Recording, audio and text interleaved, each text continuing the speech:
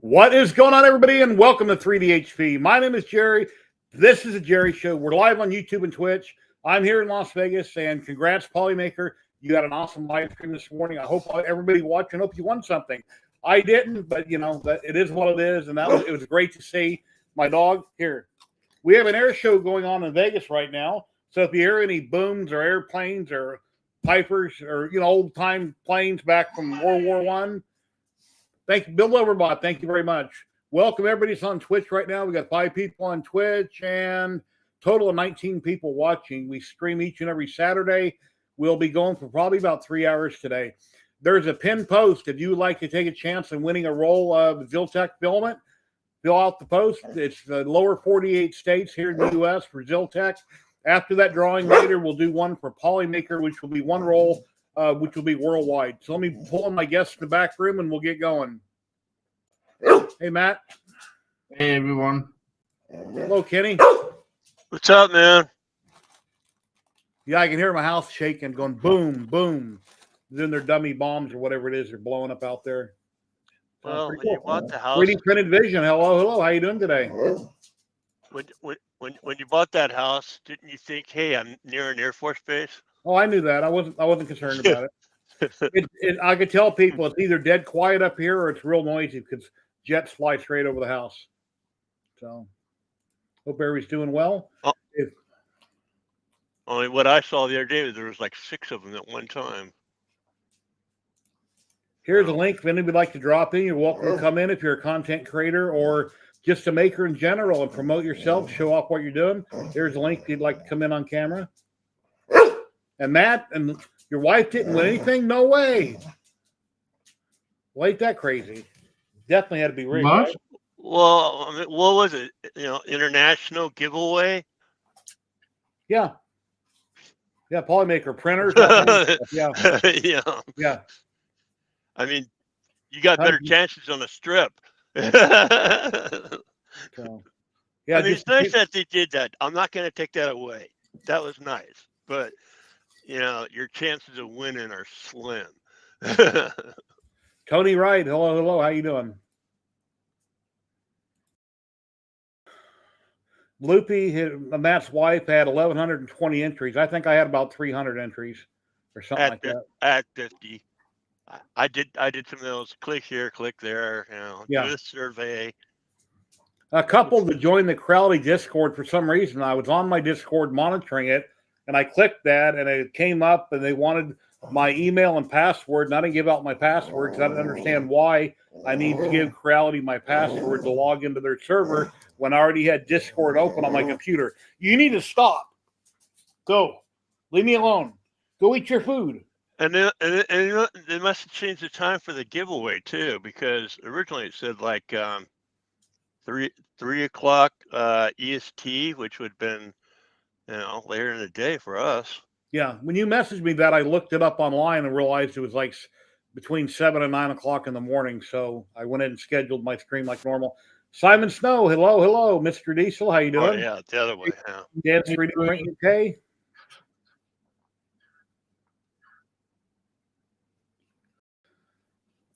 Anyway, yeah, I got a little print here. One of our maker friends that drops him on stream occasionally. He was here last week, Andrew. He made this something similar to this a long time ago and sent me, and then he redesigned it. So I went ahead and printed it out. It's like a cartoon me. I would consider that a little voodoo doll, but it says 3DHP on it. Stick a needle in it. Yeah.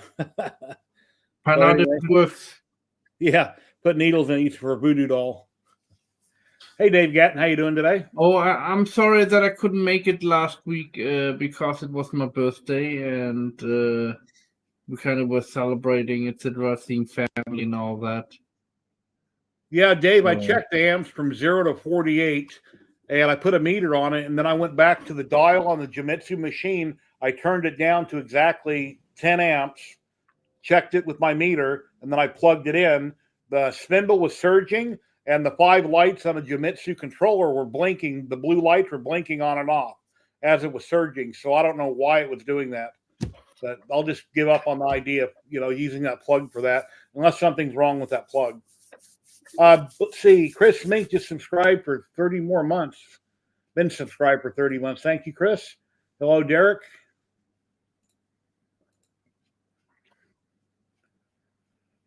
Happy birthday, Matt. Thank you. How old were you, Matt? 41, 42?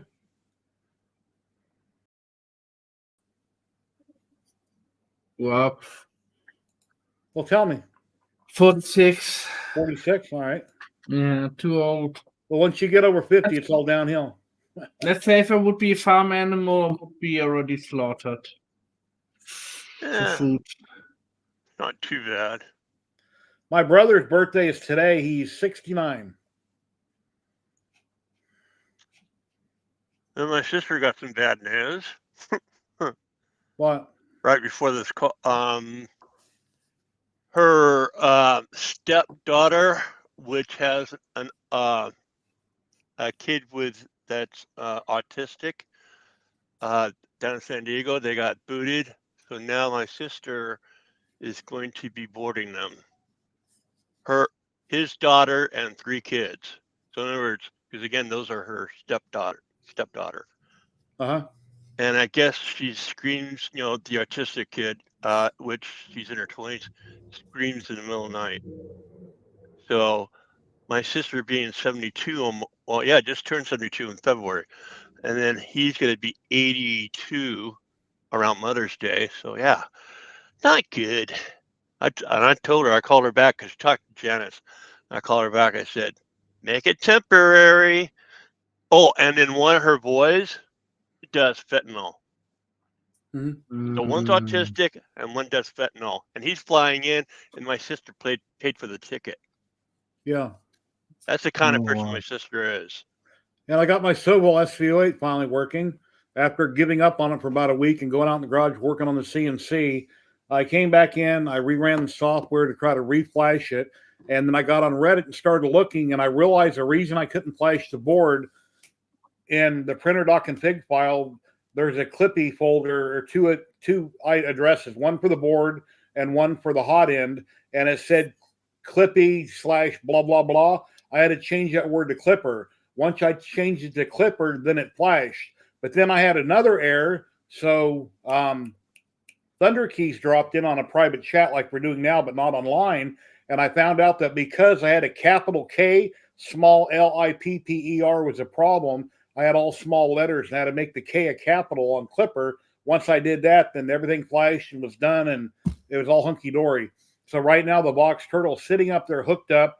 I'm waiting on some parts from AliExpress to come for my Xenomorph hot end. Since I don't have the funds, I'm going to go with the Sobel stock nozzle that's on there because that newer nozzle doesn't blow apart when it gets hard. What? It's my Dragon. Oh, you got it? Okay. Yeah, my Dragon hot end. Oh, Okay. I also got something. And I may say, Jerry got some excellent help for days.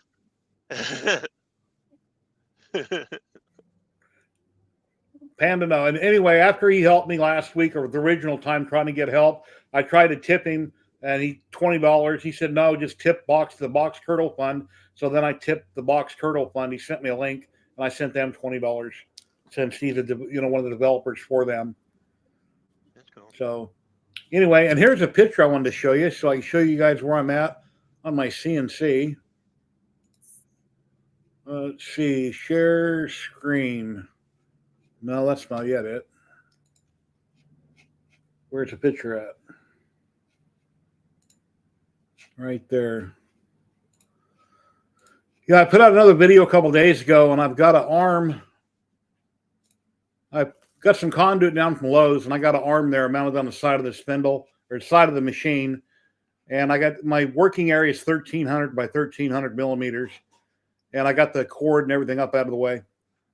So, and then as the machine moves around, it'll pivot. So that works out really good. Let's see with somebody dropping in. Where they at? Me. Oh, it's Kenny's screen. Here we go. And that is the Xenomorph fish that I am currently making. I mean, I just did a little simple pattern. That's actually not black on the bottom. That's just it's bad shadow with lightning. The pattern is more like what you see on the side there, the light blue and black, triangles and stuff like that. It looks pretty cool. It's coming out pretty cool. I did have a problem with this. I've been working on this since Thursday with these cardboard spools. When you're changing colors, the spools don't write on these the rubber parts of the of the EMS that well. So my black one kept tangling up, and I finally figured out that on the wall here I do have a spool of AMS that's on a plastic spool. Well, now it hasn't done that since.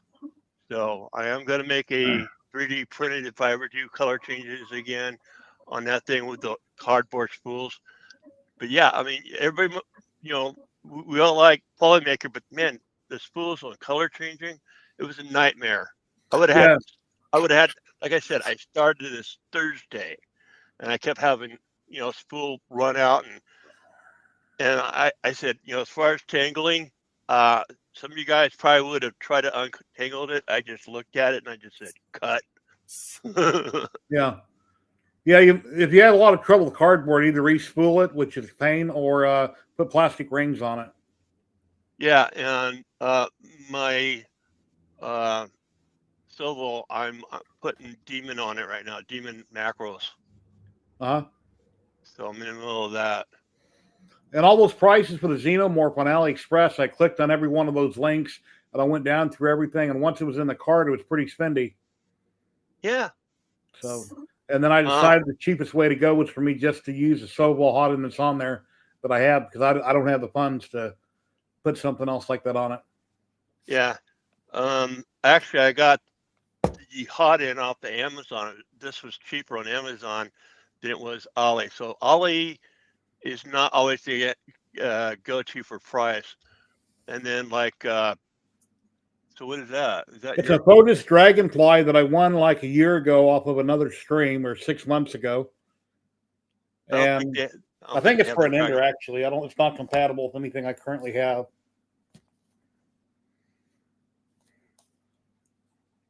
Yeah, it's called a Dragonfly BMS, Supreme Purity Dragonfly BMS. So I'll have to look at it. I'll have to look at it online before I even open it and see if it's something that I could adapt to work on my Sovol, or if I should just do this, give it to somebody in a giveaway. Not sure yet. Hey, Red Light, how you doing today? 3D Medic Vince, how you doing? Hey, Red Light. I hope you solved your problem.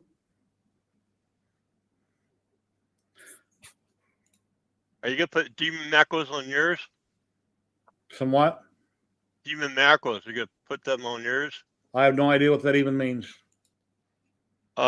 It's customized macros for the printer. I don't know yet. I'll have to wait and see. Yeah, it's all over the Silvo group on Facebook.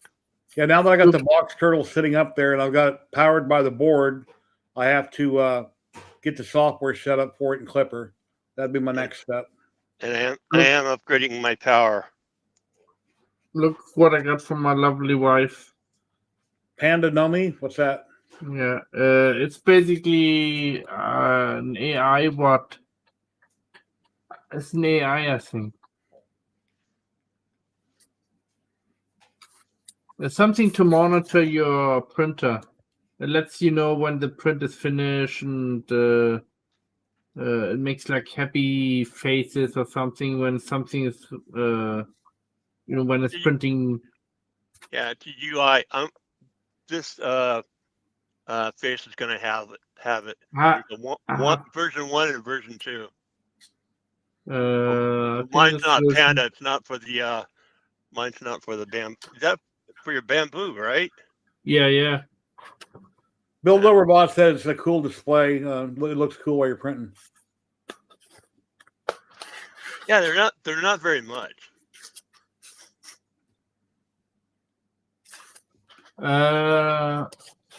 What did I say? Yeah, sorry. I hope you solved your problem with Luban, what you had the question.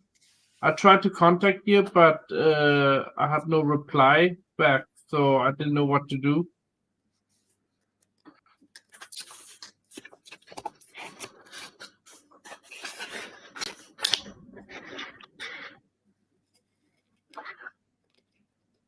How many we got here now? Was that not you won this on Sam's Joel Prentice stream? Yeah. Nice. Yeah. Made a few boxes too. That's okay. Never mind. I better not say that. What? No, what he was holding up. It's about the right size or something. But I'm not going to say it. Kenny knows. Yeah, I don't want to say it. Big box too. So the box is okay. It's all made with filament, no screws or nothing. But I recommend to print the smaller one because it's more stable. And the big one is slightly very thin, so it will break over. It will break in the future. You know, it will not last long if you treat it roughly. Everything I print, my layers are 644. 6 top, 4 perimeter, 4 bottom.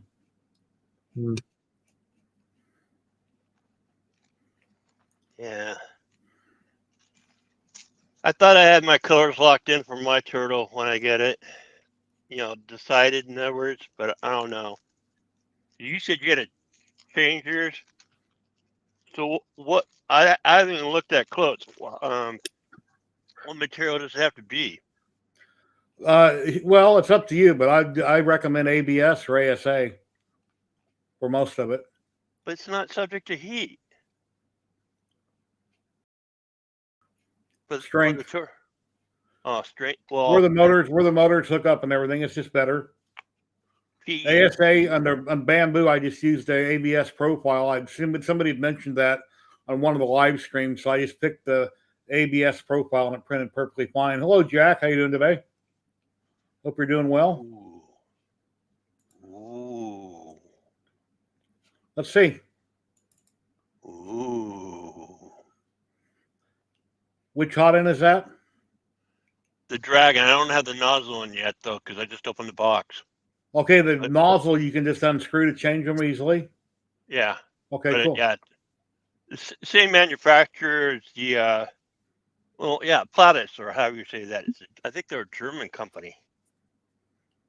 Did you order that from Allie with that other stuff, or that's a separate order? No, I said this was cheaper on Amazon and it was Allie. Okay. I made a little Chihuahua model. Oh man, I can't read that nozzle. I think I made the eyes a little bit too big, the pupils, the black eyes. That looks fine. But Chihuahuas do have big eyes, you know what I mean? Yeah. Ankle biter is what I call Chihuahua. And I used the ports on it, and the little speck what you see there in the middle is actually, I have to scrape it off. It's part left from the support. It came off like butter on a hot knife would just sliced off. Yeah. And hold on, I'll show you. Because it doesn't stick to PLA.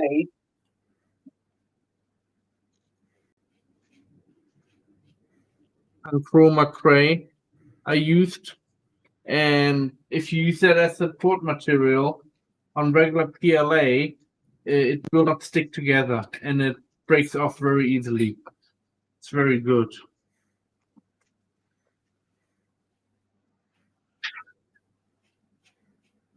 Where is everybody?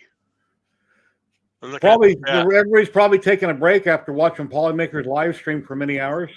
Ladies and gentlemen, Zachary 3D Prints. What's going on, Zach? Hey, how is everybody doing? Real good. How are you? Yeah, all right. Hi. I You had win to lots of switch stuff some from Polymaker? things over. Good video you did the other day where you're dressed, where you have that alter ego that has a wig. Oh, Polyphil. Oh yeah, yeah. He's cool. He's cool. That Polyphil. Yeah, Polyphil. Skull I- Army, what's going on? I was like, yeah. I think the naming is cool. You know. I tried to do that in DaVinci Resolve once. I never did quite figure out how to do it, so I gave up on the notion. Yeah. The thing is with this double screen kind of thing, not move the camera, and yeah, I need to do that for future videos. Make sure to have a script that where you know exactly who is saying what, because on the editing side of it, it's very difficult to get it right. So yeah, last time Polyfill was a little bit chaotic for myself. Was that a setting in your editing software, or was that just an overlay you did somehow on both of them? If you're going to do something like that and you have your tripod standing on a fixed position, make sure to have as much as possible space. Then shoot one side, then the other side, and then in DaVinci Resolve, you are going to put the two lines together, but one is going to the left side, and the other one is going to meet somewhere in the middle. So one scene's on top of the other in Yeah. DaVinci? Yeah. And you Okay. need to make sure that if you are going to do the cropping section in the cutting part, or the cutting tab from DaVinci Resolve, you have to make sure that the line, you have to check where your hand movements are going to be. Yeah, But the best would be, just 50-50. Okay. Because if you can leave it like it is incomplete, then nobody will see the difference between the two frames. Yeah, I see. Because at one point I saw that there was a little light difference at that moment, because I did record it with my DSLR. I did record it with this one, but I had it not on manual, but at autofocus, something like that. So that messed up just a tiny bit. And nobody noticed, but I decided to shave yesterday. Oh, we can hear that. Wow. What Wow. what was it, Jerry? Did you hear that jet fly over? Yeah. Okay. Loud and clear. But what you said before that? No, I shaved. I shaved off my beard. Oh. I'm just back to the goatee. My wife don't like it, but that's oh well. Yesterday we were married 15 years. Today's my brother's birthday. So, double congrats. Anyway. I got the front door open right now. That made the jets even louder. Yeah, a lot of times I'll be filming a video and I'll say in the video the jets are flying overhead. So, yeah. Are they flying on program? What do you mean? That was probably that there is a schedule that, like, it's now 12 o'clock, now they are going to fly, or there's an air show going on yesterday and today at Nellis Air Force Base. I live near the air base, and that was probably the Thunderbirds that you just heard fly over. Okay. That would have been a lot louder. I mean, I've been at Nellis and looked straight up when they're right there. Yeah. They're loud. Yeah, so currently I'm using a different setup than on the other side. Yeah, the positron here. So far, so good. How long does it take you to break that down if you wanted to put it in a filament box and then set it back up? 5 minutes? Not that crazy long. I mean, yeah, currently I'm working now on the hot end, so I cannot do that. But basically, there is a little latch here that you have to loosen up. This one was, by the way, not the original. This one I printed this week. But now the tension is off this one. So if you are going to push it down and untie this one, you can fold it all the way to the front. It's not They're that They're like It's thumb not that screws. hard. You don't have to break out a screwdriver or nothing or Allen wrenches. No, exactly. Okay. So you take this part off. No, you don't have to take it apart, but okay. Yeah, I'm at it anyways. I mean, I had the whole belt system off yesterday during the stream because I changed all the blue colors, so I changed all those into the neon teal color. Is it positive on right? Yeah. Yeah. So basically, somewhere you have this little notch here, and this needs to fall directly in there. This sits in the middle, something like that. Hey, Thunder Keys, how you doing today? You unscrew this one, and so if the tension is off here, you can fold it to the front like that. Nice.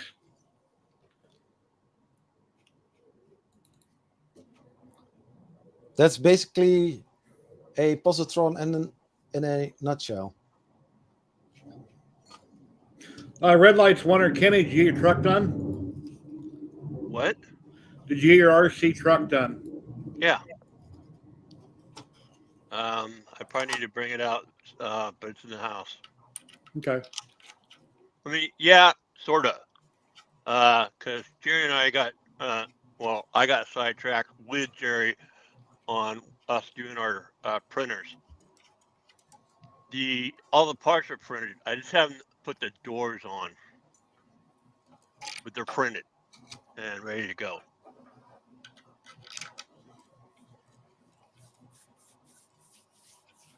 I got a question for Thunder Keys if you're still watching.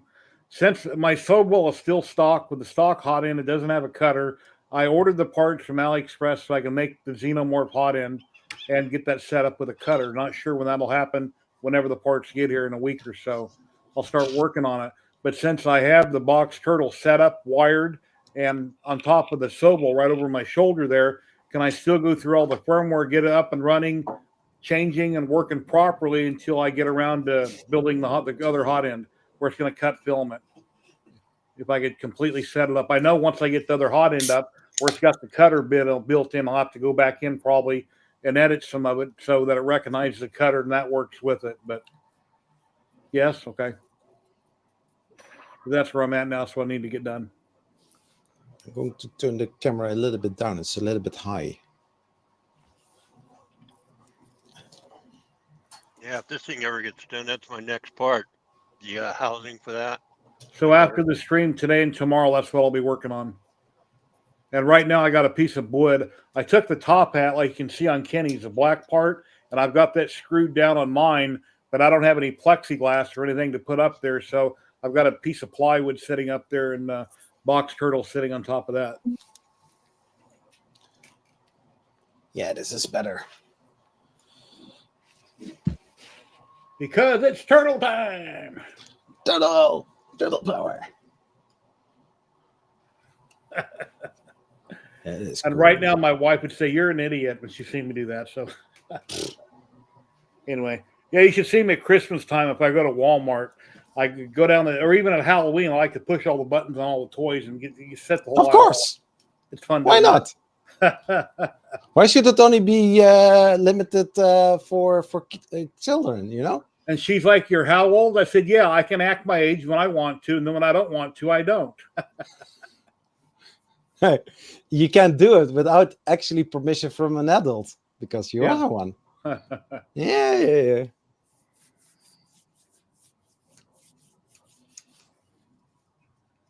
Oh, everybody's taking a break after Polymaker, huh? Yeah, What? I pulled it up a couple times. So I said, eh.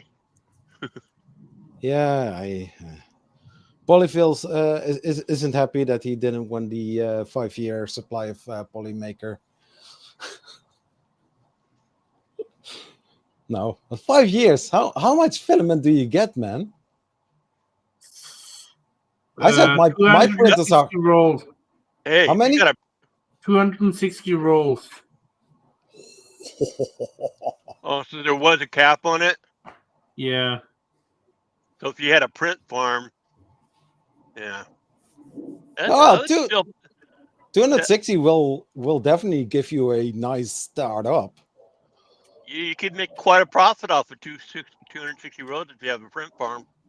And if it comes also with the what was it? The STL Flex Academy bundle, you know? Yeah. Because everything was a bundle and you get us not only the price but also other things in it as well. It's nice. I mean, I still need to start up my print farm. But Oh, so it's a dollar amount for 5 years. That's smart. I mean, because if it's unlimited, you're giving away the farm. You know? No, Matt and his wife didn't win anything today. I didn't win anything. not. Wow. I had only- 50 entries, dang it. 50. The only name I recognize, and most people probably did, is I recognize Zolan. When Zolan won, obviously I recognize his name. Yeah, Won a I roll. did see him also. I think 2 rolls of Polymaker.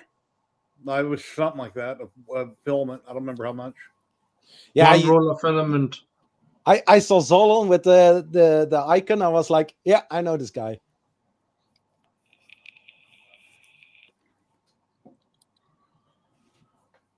Oh, I mean, it was crazy. At first, I didn't know what the thing was with Polymaker. If we should say like this is not a joke in every single thing that we posted, or what could we do, or can yeah, what was the intention of the email? Like, Yeah, I messaged Nick this morning to see if I could come on as a quick guest, and I guess they're already booked up. So yeah. no worries. Hello, Kenneth Davis. How you doing today? I mean, when the time is right, then the time is right.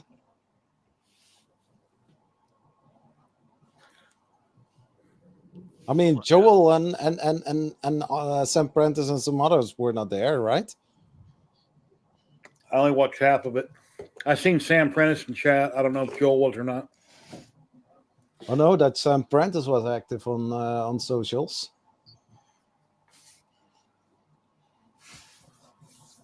Anyways, just kind of a slow day. Yeah. Why?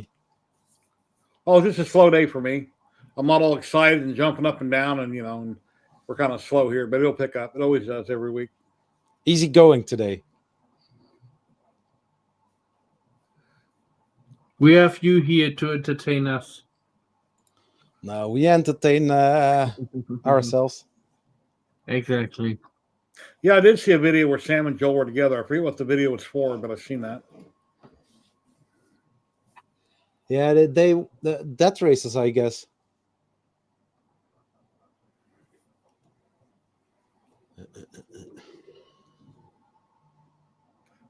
So, Kenny, did you say you're going to build a box turtle? Yeah. All right. I don't have my screen up right now. I was doing the giveaway. Okay. Yeah, I'm good. It's going to be here Monday Okay. from West 3D. Black, blue, what color frame? Black. Because black I can probably customize because, like you said, I still have probably about 4 runs of extrusion from my rat rig days that I can practice on back there with the laser. If I get so inclined to do that, I don't know. Haven't decided. Mm-hmm. I might just sand it down and spray paint it because I do like the gold look, but they don't offer it in gold extrusion. Yeah. But I do like the gold look. So it's nice. There they are. Yeah. Man. That's one thing I miss. I miss flying. Oh yeah, I should have done that. I did a video years ago, and there was an earthquake in California, and we had a big tremor here, and it was right in the middle of my video. But when I edited, I cut it out. I'm thinking I should have left it in there. Then I could refer back to that video about when that happened. But when was that earthquake? Probably 4 or 5 years ago, they had a big quake. We felt it here. Oh, that one, yeah. Usually, when we feel a quake in Vegas from California, you'll see a chandelier or something swaying. You don't really feel it that much. It's more something your house starts moving, and you're wondering why is it moving. Yeah, I think that was 2019 because I was in Bullhead at the time, and we felt it in Bullhead. I felt a rolling wave when I was in my 20s. It almost knocked me off my feet. I was on a waterbed sleeping with my son. He was a little kid at the time. I had custody. And it was like a dog had jumped on the waterbed. It started sloshing. I jumped up. I opened the door to go outside, and it almost fell down. It was just like a wave under the concrete. It's like, this is crazy. Ooh. And that was from California. Yeah. That is crazy. Yeah. Still more earthquake back in the 70s. Either that when no, my son was born in 88, so it'd have to be like 91 or 92. Remember where I grew up? Fillmore earthquake. Yeah. That was a big one. Yeah. Well, the one in Frisco, where the freeway collapsed, that was a big one, but that was up north. Yeah. Yeah, well, I mean, in our house, the one I was living at the time was built in 1928. So yeah, we got up and the floor was rolling. And then my damn stepdad, who fought in Korea, who got shot up in Korea, you know, he worked at General Motors at the time in the Southgate plant, sat there on that toilet, smoking a cigarette like nothing's going on. Ladies and gentlemen, we've got Russ coming in. Hey, Russ. Hey. What's going on? Meanwhile, the rest of us we're going crazy. You talking about earthquakes. The first one I got to experience was Northridge in California. That was like 7.2. I wasn't that one too. And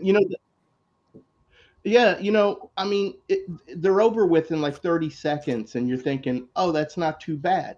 And then you go out and you start seeing the destruction of what actually happened. I mean, there was literally people who couldn't go back into their apartment complexes to get their stuff because it was condemned, and their apartment complexes were literally split in half, and you could see inside, and that's when you realize that's terrible. Things are... Kenny, I think you froze.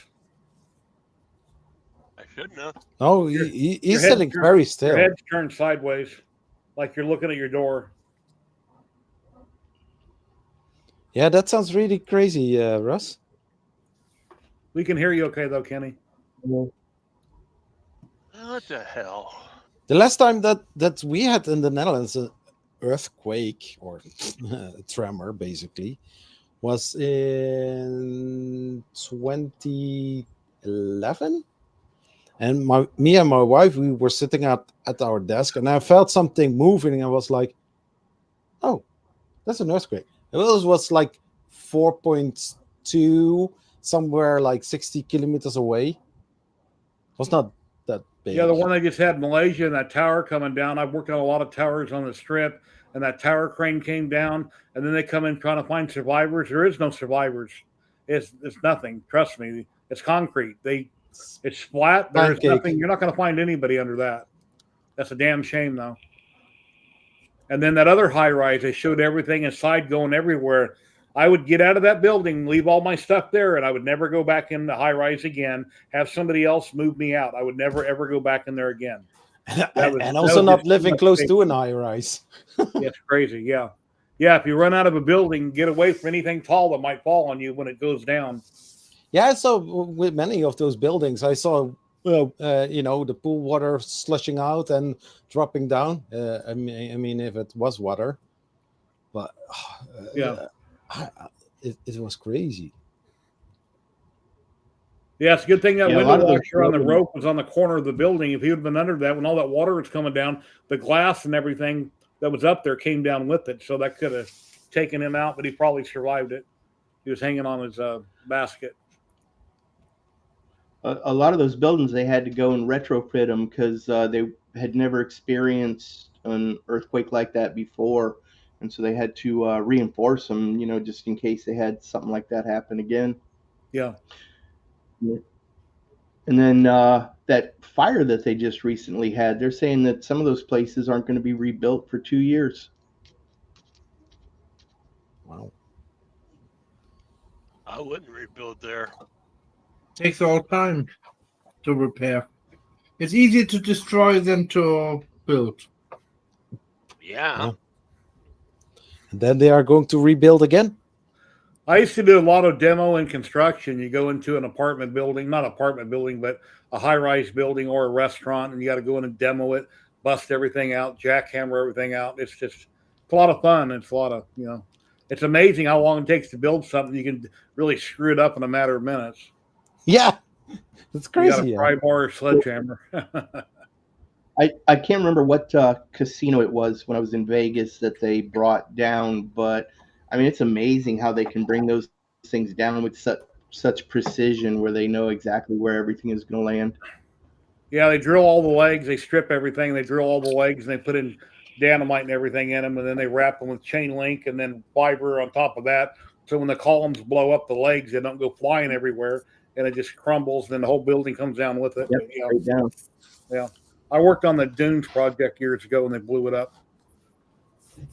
I would say my favorite implosion. All right, I was watching it when they blew that up.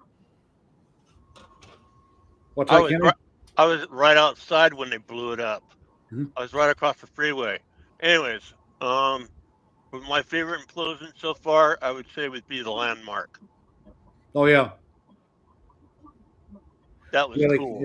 got sliced in half by the alien spaceship. What was the name of that? Mars Attacks. That's right. That's how it came down. Yeah, that was good. Yeah, Wait, Jack which one is Nicholson, that? the president. Yeah. The Landmark What? Hotel had a tower and it looked like a big spaceship. And when they blew it up in real life, they sliced it in half, and then it just kind of the other half kind of fell over. But when they made the Oh. movie Mars Attacks, they showed that in it as if the aliens did it in the movie. Yeah, and in Pretty Con funny. Air, they used the Sands Casino with Con Air. It's Yeah. either the Sands or the DI. I can't remember which. Was it the Sands? Yeah, I'm pretty sure it was the Sands. Okay. With Nicolas Cage, yeah, that was good. Yeah, I watched that movie too. I was standing on the other side of the road watching them film. Yeah, that was another thing I missed about being in Southern California. I did get to see a few things filmed live Mm. because I just happened to be there. On So, that AliExpress plate that I have on the bamboo, once it starts to tear up, it tears up pretty easy. So I got that piece right there. It's like a film, I guess, that's put over that and tear a chunk. And I got a couple little places now we're starting to tear up. So I'm not sure what that side is, but I'm going to start using this side. Mhm. This side gives me a real nice look, but it's like a film or material on there. by the way, have you printed on your reverse side of your plate on your SBO8? No. Right? Because I know it's smooth. I mean, it's not steel looking. It looks like it's coated, but because I got that scratch on my other side. You can print on almost any surface, but I haven't tried it. No. Check this out, Kenny. Does this look familiar? Yeah. Uh-oh. Yeah. It's upside down. What is the RCL from it? Yeah. Yeah. Take a heat gun to it. You can get that off. It is so bad. It's up into the fan, and it stopped the fan from spinning. So, and you can see where it actually split here. So, I mean, I don't know if it's salvageable. What's it off of? My bamboo, Oh. my X1C. I'd just get another one. Yeah, I had a spare, so I just swapped it Yeah. out. Yeah. My local hobby shop is a reseller. I mean, they only have a small display of stuff. They actually got the mouse kit, because how Bamboo came in all that stuff. Now they got a lot more of them, but they actually have the mouse kit when I was there, and they got several nozzles and everything else. So I finished a couple of these, the hologram box. Oh yeah. And I was trying to think of, like a theme to go with. And originally I was thinking Christmas, and I'm like, Christmas is, far away. And then I started thinking, maybe do like a Memorial Day, 4th of July thing. There you go. Cool. So, You know what I would do with that scene? One of my favorite movies is Platoon. Apocalypse Now. Or probably. Well, the only thing is, the type of helicopters you got coming in, Yeah. those are like Cobras. And I got the little. No, they're kind of wide for a Cobra. Cobra's skinny in the front. Yeah, definitely not Apache either. Looks good. When I did the Hue Forge for it, I had to resize it to fit it, in the box. So I probably stretch it out some. That's why they look like they're a little wider. Yeah, that's one of my favorite military movies is Platoon. I don't know why, because there's so many of them. And I got this one here.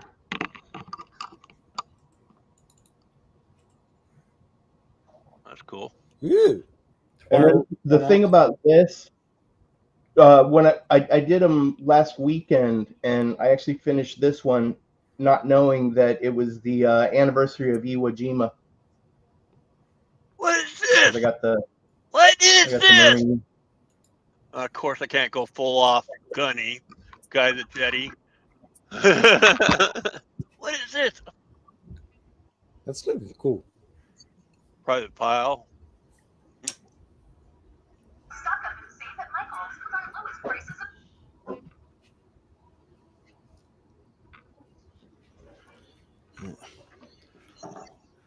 Had a guy came out. Something else. I'm going to do something with this. This is actually a Windows 11 micro PC. Ooh. Wow. That's got huge. A 256 SSD hard drive. Got 2 HDMI, 4 USB, Wi-Fi, Bluetooth.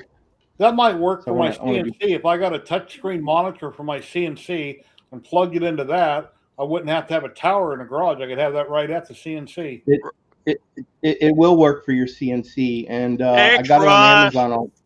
Thanks, Ross. I'll send you the link. They're like $100. Oh yeah. Thanks, Ross. What? Kenny? Welcome. What, Kenny? You know. What? He said he sold the car. My laptop. Oh, I don't know. Yeah, I don't know what I'm gonna do. I'm gonna spend $100. Well, I'm gonna do versus $350. Yeah, okay. It's worth. I mean, whatever. But, I mean, if that was me. Yeah, I mean, because the laser got in the garage. Yeah, it's got its own laptop, and then of course this one drives everything in here. Yeah, I mean, it's Windows 11, 12 gig RAM, 256 SSD. Doesn't have a screen. Doesn't No. have a keyboard. No, I need a screen with a touch screen on, like most people have on their CNCs. I like copying what other people do on their CNCs. So. Yeah, I got the I got the dongle here. Hey Scott, how you doing? Keyboard. Yeah, Kenny knows he's frozen. And then I'm just using, I'm using the keyboard mouse combo for it.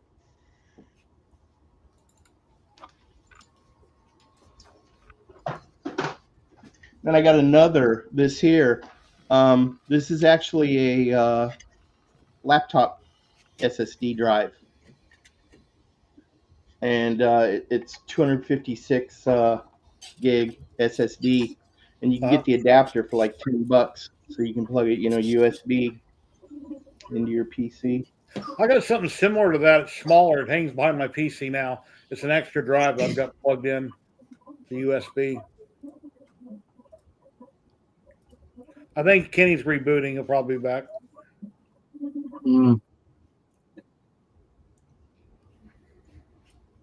But yeah, I've got a i5 2500K computer out in the garage with a monitor.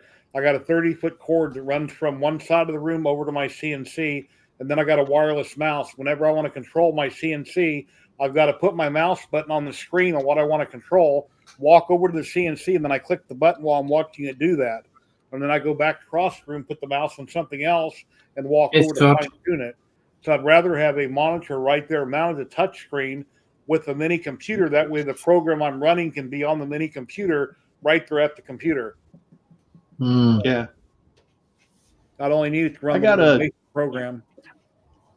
I got a $299 cheap laptop from Best Buy, and then I got that USB hub, like what you got, the powered hub. Uh-huh. And I've got, like 2 3D printers plugged into it. I got my laser plug. I got 3 lasers plugged into it, So, I mean, I haven't had any problems running, Lightburn or any of my splitter software or anything on it. I've had them all running at the same time and never had any issues. All right. Because some people will say that you need a powerful desktop, to run the lasers and Lightburn and stuff like that. And I've been using a cheap laptop forever and never had any problems.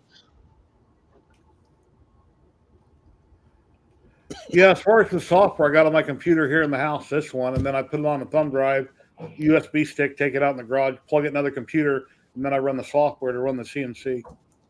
But if the software ever screws up and has a hiccup, which has happened, then the CNC is just stuck in limbo. So luckily, Yeah, I'm I using Aspire. go back and I can rehome it exactly where it was, and I can restart the job. There he is. Yeah, I'm using Kenny! Aspire for my CNC. Am I frozen? No, No. you're moving. All right. Now he's frozen. Oh no!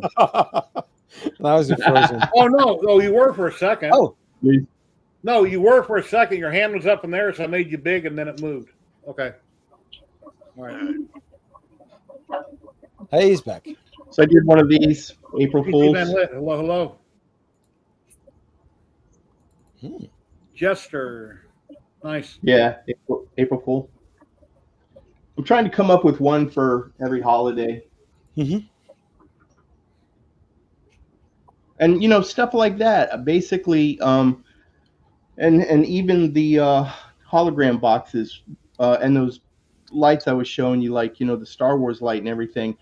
Once you come up with the template, you can just reuse that template, and just change whatever you want to put in for the inserts and stuff. Yeah.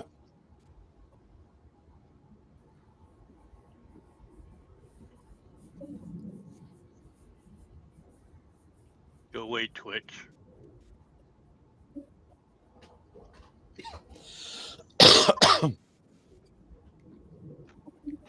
Dude, I don't even hear the jets going by. Yeah, I got a big rumble right now. The rumble I'm hearing right now is the same thing I hear at 1 or 2 o'clock in the morning. Last time you were on, you guys were showing those crosses that you were doing. Oh yeah, like that one. Yes, Yeah. looks nice. And the thing I found on these is flip the letters so that when you're cutting them on the laser, you're cutting them backwards in reverse, and then you won't see all that char on the front. Especially when you get down, to the Couldn't see small any ones. char. Couldn't see any char with air assist. Yeah, a lot of it has to do with your speed and power too. Yeah. That you're running your laser at. I got mine dialed in. My last one came out perfect. Nice. Yeah, the one I showed you guys like last week or something. Some of the letters in the bottom, I burned them when I cut them. So then I had to take another file. It took me forever to chop that file up just to reprint that little tiny area so I could cut it out with a knife and glue it back in. But you can't tell it once I fixed it. You can just see on the back side where it got too hot. Yeah, I guess I'm giving away another one at the picnic. The last one I made was for my sister's friend. She goes, "Well, she's not bothering me for it." I'm like, there goes $50. Yeah, I gave one to my sister here a couple of years ago for a holiday or a birthday or Christmas or something. Christmas, I gave away 4 of them. I'm just saying, people that are willing to spend the money, I'll take it. Yeah. Especially, I mean, when they ask me for one. Now, if I want to give one, that's another story. Hobby Lobby had these plaques on sale for like $8. And so I did this on the laser, and a bunch of people wanted them, and man, I sold those for $75 each. Nice. Came out good. And it's got the live edge on it. But yes, I mean sometimes you can catch them when they have their 40% off sale, and you get things like this, you know, for like $5, $6. Is there any depth to that, or is it perfectly flat? It's perfectly flat. Okay. Doesn't look like it. I know it looks 3D. That took 17 hours to burn on the laser because, again, you got to do it at high speed and low power setting. Yeah. What's your laser again? I got the Rolly XW. I used to have the regular, Rolly Mark II, but I needed the bigger Is XW head size. XW 30 or 40 watt? It's the 30 watt. You can either get it, you can get it as just a straight 20, or you can get it as a 30 where like the Mark II, you can switch it between 10 watts and 30 watts. Yeah, mine I can switch between 10 and 20. The original one that I Images, had with 10 watt, I got rid of. Images, you're going to find that it's better to use 10 watts. Yeah. Yeah, every time a company comes out with more power, everybody's like, oh, I got to have it. No, you don't. Be perfectly happy with what you got. Use the right machine for the right job. If you want to cut some plywood or cut a 2x4, go use a different machine to do that. Don't use your laser. I mean, yeah, that's the thing. I mean, that's some of the people that just bought this new bamboo. It's like, oh, I got to get one. I got one. Here it is. Here it is. I'm on YouTube with it. So what? Still prints like mine does. Well, they got two versions of the bamboo, and the laser one I think is stupid, but the other one, it's nice if you got the money. You got the people that get like the 70 watts and stuff, and I mean it's okay if you're going to cut a piece of wood that's an inch thick, but if you're dealing with stuff that's like 3 millimeters, a quarter of an inch, you can get by with 20 watts. Yeah. Yeah, 5 watt used to do good for engraving, and then they came out with 10, and it done great, and they got into 20. Now people started burning all their work because they were playing with too much power, and then they went 30, then they went 40, and 10 watts usually perfect for just about everything.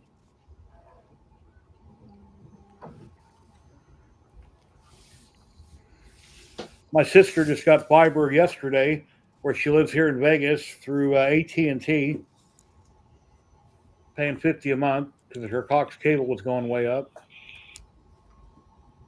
50 for fiber. Yeah. What speed? Probably slower than us. I don't know. Or slower than you. I wrote it down. I guess 50's cheap for fiber. Quantum is with CenturyLink, and she had hers through AT&T. Right. So AT&T was in her neighborhood. I guess they're both trying to take over the valley on who can do who first. Like it sounds like. Yeah, they had the whole war thing going on where certain cable companies were locked into contracts with, specific neighborhoods. So, you couldn't get other people's internet service until the contracts expired. It's like we got another one called WeLink, which I haven't heard too much from it lately. When they replaced the gas line on my house, like I think it's been about 6 months ago now. My sidewalk on the side of my property that I had poured, they had to bust all that out and replace it. Well, when they did, I had them sleeve it so that if and when they do fiber, and so they don't have to recut that sidewalk, it's already pre-sleeved. So when they trench up next to my palm trees, they can go straight through that existing pipe to get to the other side where there's a flower bed with roses. Makes sense. Hello, Ryan. How you doing today? Hey, Ryan, you got a minute to stop in and tell everybody who you are and what you do about your live streams? If you'd like to come on chit chat, here's a couple links. Love to have you. Yeah, please bring party favors. Let's liven this thing up. Yeah, it's kind of a slow day today. Currently got 41 people watching, 3 of which are on Twitch. The giveaway that we're going to have here in a little bit will be for roll of Ziltech, lower 48, USA only. And then after that giveaway, we'll be giving away a roll of Polymaker, and that will be worldwide. nationwide. Kind of a slow, mellow day. Yeah, Oh, I got. speaking of slow day, you know what I saw this morning on YouTube? I couldn't believe it. ZZ Top at SeaWorld. I'm like, is that how low they're stooping now? Instead of all these major arenas, ZZ Top's playing at SeaWorld? Wow. Man, but then again, I seen Alice Cooper play at some kind of a, I forget what it was a buffet place, and it was Alice Cooper. Ladies and gentlemen, Scott with Edge of 3D. What's up, Scott? Oh, Hey. he'll liven us up. Who's that guy? I don't know. What's up? Definitely not the temperature here today. It's like 34 degrees and rainy and just a miserable day. So I set about cleaning my office today and chose bourbon instead. It's a good day. Hey, Scott, by the way, a question. Did you also enter in the Polymaker giveaway? No, I had nothing to do with that. Because I saw somebody winning the positron, Scott M, and I was like, really? Not me. Not me. I wasn't entered in it. I honestly, I didn't even watch it. I wasn't part of that. So, I got an email from them last month about, they wanted me to post all this stuff on social media and everything and all this other stuff. And then they were going to have people come on and blah, blah, blah. I mean, I got this big email and I never heard from them again. So I didn't post anything. And I ain't paying attention to it. Doesn't it start like now or is that already over with? No, I thought it was It's over now. be after this stream, but that's already over, yeah. Oh, It's okay. on I missed it. So. No, but I thought it was like, oh, Scott. On another note, I discovered a Polymaker material that I can't break. You can't. Well, my machine only goes out to 24 millimeters of pull before I crash the one side of it into the screen box. And so I put this in there. This is their COPA material. I put this in there and I pulled it 6 millimeters and 6 and 6 and 6, and I can't pull it any further. But you can see it started to neck down in the center at the very beginning and just started to stretch. And as I continue to pull it, it just pulls down, and it's very uniform. Yeah. How it's pulling down. Wow. It's not, it's. I mean, there's a little bit of deformation on this edge compared to this edge, but it's still pretty. It's pretty uniform. So it starts out at 10 millimeters across by 4 millimeters thick, and where it's necking down, it's 7 millimeters across. I think it's 2 or 3 millimeters thick, and it's very consistent all the way, and it just continues to pull. Okay, so I guess it's 2.65 millimeters where it, well, not that you guys can see that, but 2.65, 67 millimeters where it necks down at. But, it's pretty consistent, just a little over 7 millimeters wide. Yeah. And it just continues to, stretch. So, I'm getting ready to, take my machine here. I don't think the camera will quite pick it up, but where the monitor is on it here, I'm going to put some 2020 extrusions under here and bring the monitor out to this side so I can still get it on the camera. Then obviously prop up this end and put some feet under it. And that'll let me, what'll that give me for stretch then?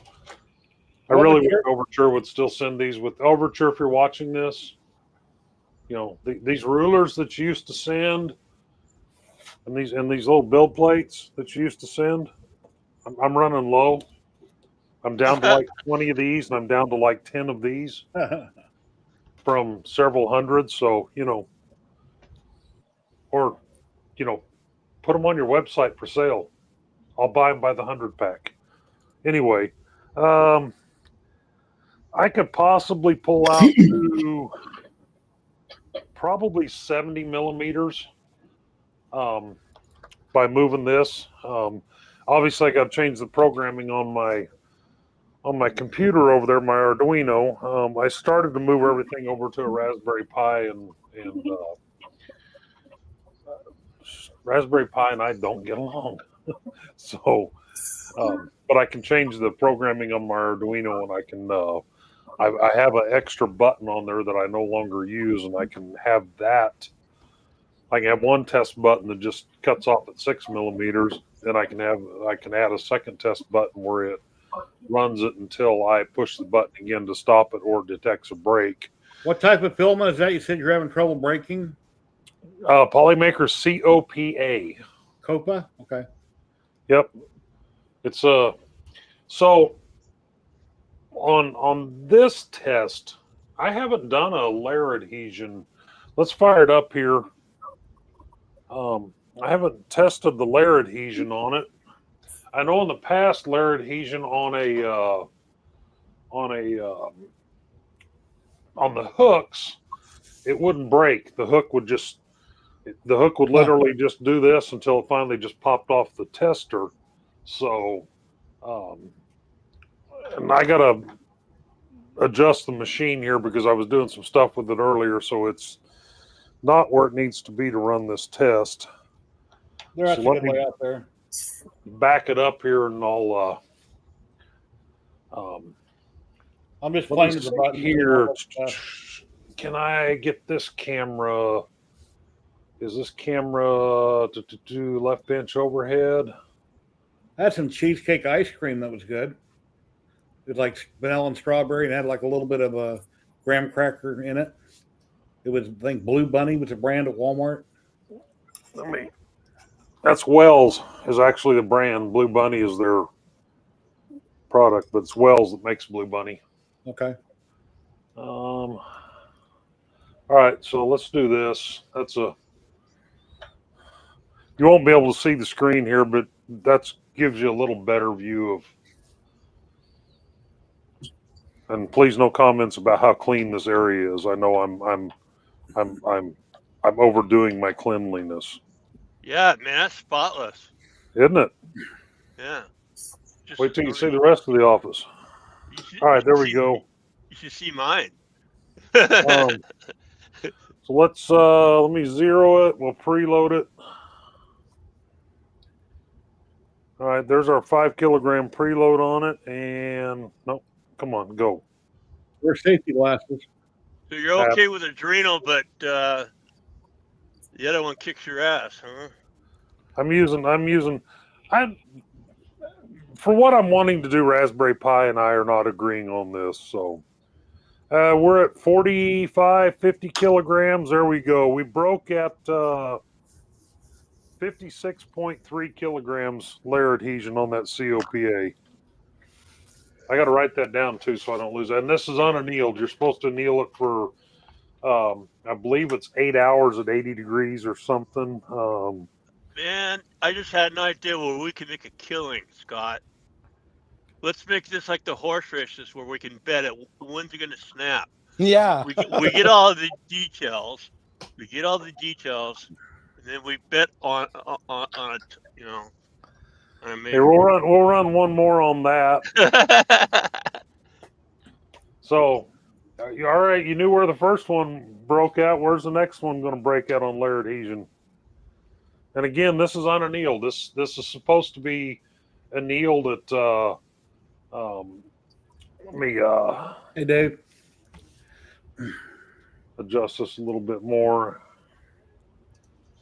This is supposed to be annealed at I believe it's 80 degrees for 6 hours or 80 degrees for 8 hours or something. So we'll zero it out here and we'll start another test. Yeah, the only thing is, I guess you got to make that uniform, the thickness and all that. Mm. 54.4 on that one. So pretty consistently in the 54s. And now let's try and stretch another one of these. Another one of these here. Broke its See if the little machine's head. close enough that it'll load. Nope. Broke its little head.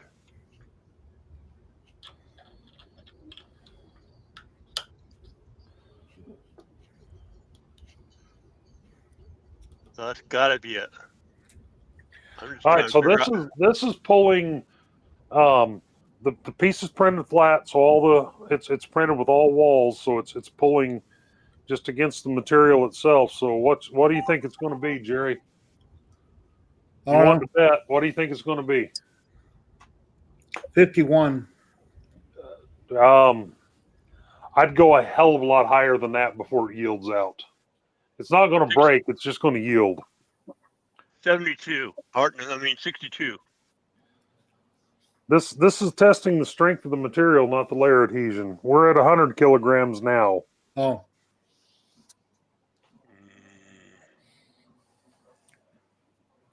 And there's 150. Wow. So basically, it's stretching. That's what you're telling Not us. stretching yet. I mean, it is stretching, but it's at 200 kilograms right now. So here's the funny thing. When it did this right here, when it did this, it yielded at a high number, and it's probably going to yield right around here. It's starting to slow down. So it looks like we yielded at 249.3. That was the peak. So now it's going back down, but it doesn't go down fast. And that's what happened on this is at 6 millimeters, it was still holding 201 kilograms. At 12 millimeters, it was holding 165 kilograms. At 18 millimeters, it had come back up to 171 kilograms. And where I cut it off at 24 millimeters, it was still holding 166 kilograms of force on here. okay. Let me see if I can fix this video making big. Hey, it worked. No, that's something wrong with my program, Kenny. When you were small, you've been frozen for a very long time, and somebody should make Kenny big again and see if it unfreezes him, and it did. Okay. That's weird. Something Anyway. with this program. Anyway, Scott, somebody said you should make luggage out of that stuff. And you're froze again when I made you small again. And what the flip? And now you're not. Now you're moving. But when I make you small, it's freezing you. Oh, now you're moving. So, okay, what happens, Jerry? Put him up where you have me. Where not where he's full screen, but where he's big. There you go. That's all you got to do. Just keep Kenny a little bigger than everybody else, and then he'll keep moving. Oh, yeah. Yeah, I'm big enough. Kenny's just got to stay a little larger than the rest of the group. Take it like a man. Oh man, I just can't wait till the 27th is over. 249 kilograms is where this piece yielded out at, and no deformation whatsoever, but it did pull at 6 millimeters, and I hit the button to start unloading it before I seen what it was stopped at, but it was right around 201 kilograms, which that fits with all the rest of my testing. But I also have to write on here that this one's already been tested. Otherwise, I'll put it in there again and wonder why I have weird results. All right. But I think we should do our first giveaway for Ziltech filament. If you're in the I need to roll a Ziltech to test. Somebody asked me to test some Ziltech. If you're in the U.S. lower 48, or you have a USA address, get in on the drawing in the pin post. We're going to give away a roll of filament here in about 5 minutes. Cool. Then after that, we'll do one that'll be for Ziltech Polymaker worldwide, and that'll be in like an hour, 45 minutes to an hour in the Polymaker. What do you got behind you? A purple and orange hamburger? Gary? Ladies and gentlemen, we've got Ryan. Hey, Ryan. Can you hear us?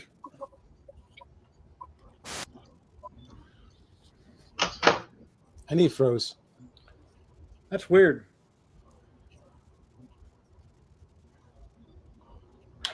Damn I it. guess, That's weird. He froze. What's going on with this program today? Well, you can see I haven't froze. I got this toothpick bouncing around in my mouth for the last hour or two. I see anyways, that. you got like a hamburger above your name. What is that? Above my name? Off your right shoulder, Jerry. Back there on your bench behind you. A helmet. An orange Oh, base, it's pink a helmet. top helmet. Underneath it's the a pit helmet. droid. Yeah, right there. Oh, it's a helmet. Yeah. Yeah, because from here it looks Oh, like a burger. Yeah. It looked like a burger though. No, it isn't. God.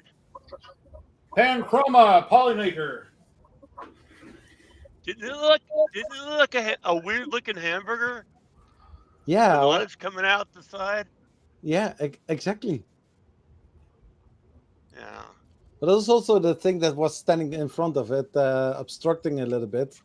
Yeah. Jerry, chat's saying that Ryan was 4-3 and Kenny is 4-3, and they're both stalled out. So that seems to be a common denominator there. What do you mean Remember Death Trooper years ago? People were printing. I printed this back in 2017. You know, small like a softball. But I finally, here a while back, printed it full scale. 4-3. What's 4-3? That's Your aspect view ratio. ratio, your ratio. 16:9, 4-3. Well, yeah. I mean, as far as the picture, but yeah, we're all the same size. Well, No, when Kenny yours was are talking smaller than about everybody else's, Kenny. when Kenny was talking earlier about that when that was going to snap, and we ought to take bets on yeah, it. I see that. Yeah. I came real close to saying, who's going to snap first, that plastic or Kenny? When we keep talking about his camera screwing up, but I don't want to go there. Oh, you know Yeah, what? that's it. Yeah, the box goes wider. What the hell? Yeah, your video's in 4-3, Kenny, and when Ryan came in, he was in 4-3, and somebody pointed out that both of you. All right. Yeah, put Kenny in the back room. Well, anyway, this piece goes on the back. It's got magnets. Does it have slits or something you can see through on the green part, or? Yeah, it's got holes in it. Okay.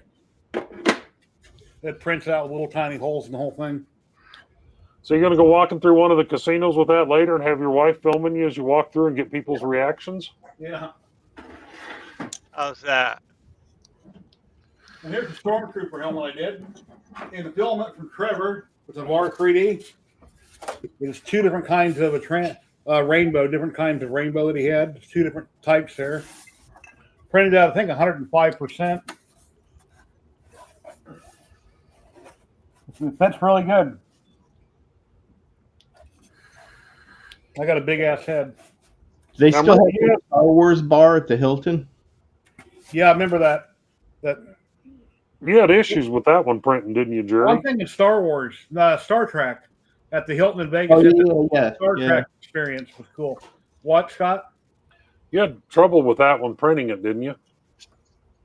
I don't remember. I know one of your helmets you had trouble with, and it cut off on you near the top or something. I don't remember. Something like that happened. Then I had to change types of filament to finish it. I ran out. I don't remember. Something happened. And then I printed out the lenses, or I took some plastic I got off Amazon, and I cut them out. I took the template for the eyes that I printed, and I cut them out, and I hot glued them in. Came out pretty good.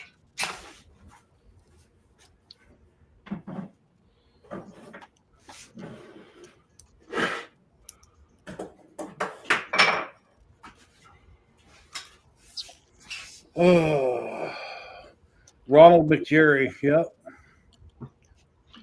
Oh, I put the Amazon link for that micro PC in the private chat if you want to take a look at it. I'm broke at the moment, but I'll look at it. Thank you. That's coming up pretty good so far. Let me get stuff ready for the giveaway. Let me close it down for the Ziltech.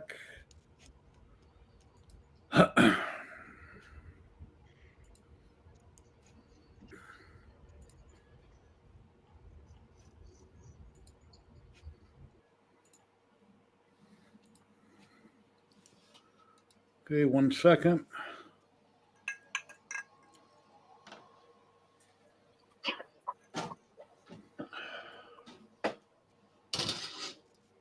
Well, what is... Oh, there it is. He's got Yeah, to set it up to make sure it stops on Matt German, even though Matt German can't win it. Who? No, I forgot I forgot to edit it to say it was for. Matt, you weren't here. You weren't here last week to play Guess the Food. Yeah, I was busy. I had my birthday. Yeah. No, I had a craving Saturday morning, and I had two choices: either use all my airline miles to go to London and get a chicken bake, or figure out how to make the damn thing at home. So I made them at home, and they actually turned out really well. Let me share my screen here. My wife probably can get you some recipes, probably. I figured it out.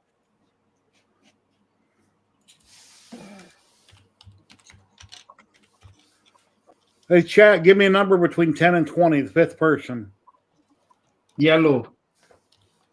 69. 13. Yes, my brother's birthday's today, 69. The square root of 12. 2, 3, 4. Chris Actually, Mink, right. 20. The square root of 12? No, it's 3. All right, here we go with 20. 1, 2, 3, 4, 5, 6, 7, 8, 9, 10, 11, 12, 13, 14, 15, 16, 17, 18, 19, 20. This will be, you must be present to win. One roll of Ziltech. You'll go to ziltech.com. I will give you my name in chat if you win. I'll give you my email in chat. Go to ziltech.com. Let me know your mailing address with what type of helmet you'd like. And here we go in 5, 4, 3, 2, 3, 1. 2, 1. You're missing number 11. I'm just Speaking of kidding. 11, you know there's a And it's got a drum roll, but I don't think you guys can hear it. It's got a loud drum roll. Well, it slowed way down. I don't look like I'm testing Ziltech this week. Maker mindset. Maker mindset, Rick. Are you in chat, Rick?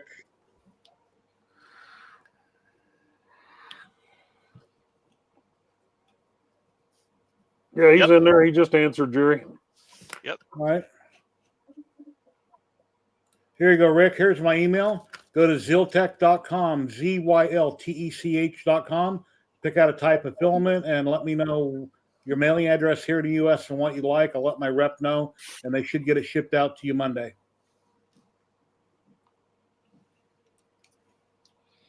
Yeah, let's see. Nope, that's not it. There it is. And congratulations. So here, PC Van Vliet.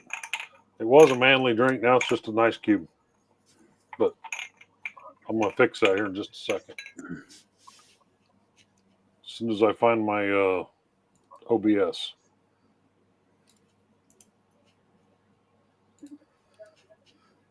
Let me get the drawing ready, and I'll let you guys know when you can enter for the Polymaker.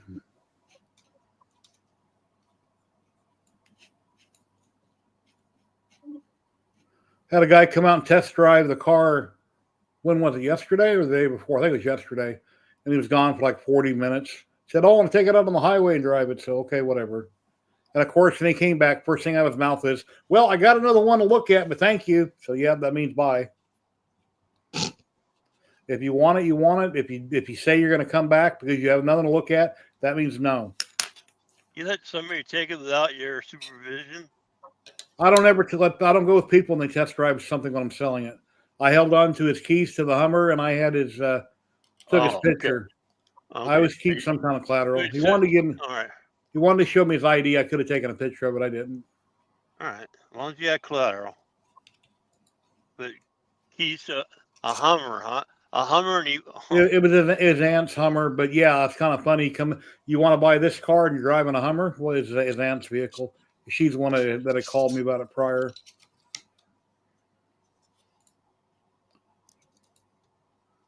She wanted the VIN number over the phone so she could run a background check on the car. And I said, I have never, ever done that. If you want to come out and see it and look at it, and then you want to run the VIN number on whatever program, you can, but I'm not giving you the VIN number over the phone.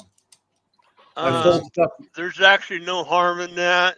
They're talking about God. Carfax. Yeah, you're perfectly fine to give them the VIN number over the phone. They can't do anything with it. I mean, they can run the checks on it, but as far as any kind of scam or anything like that, they can't do anything with the number. I mean, you can walk up to somebody's windshield and look straight down at a VIN. Yeah.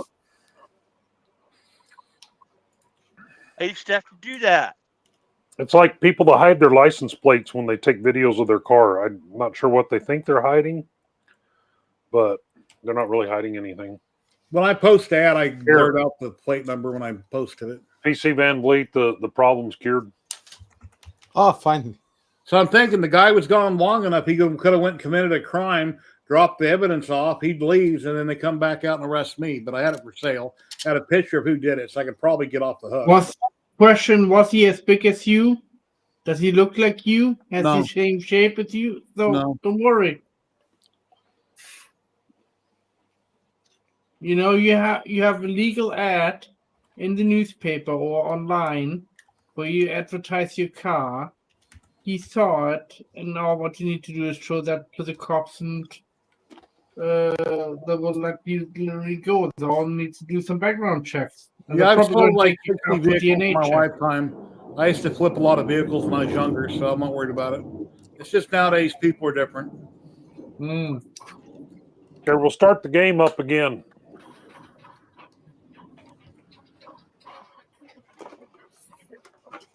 This is there's fresh ones. This is Polymaker the PA6 nylon carbon fiber. Okay, guys, the link is up for the Polymaker giveaway. Same link as before.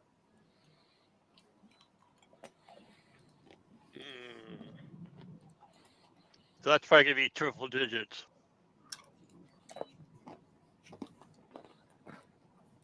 Preloading it now. And there we go, pulling. This I really should have my safety glasses on for, but What can't do you find the do? damn things. Have you ever had one fly up that high? Oh, yeah. I guess I could put these safety glasses on. Just like a CNC, if a bit breaks, it's probably going to fall on the table. But what if it don't? You know, you can't replace eyes.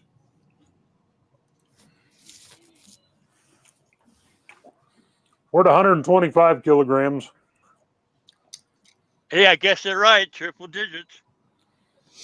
I'm going to get my mic down here close to it so that when it breaks, you hear it.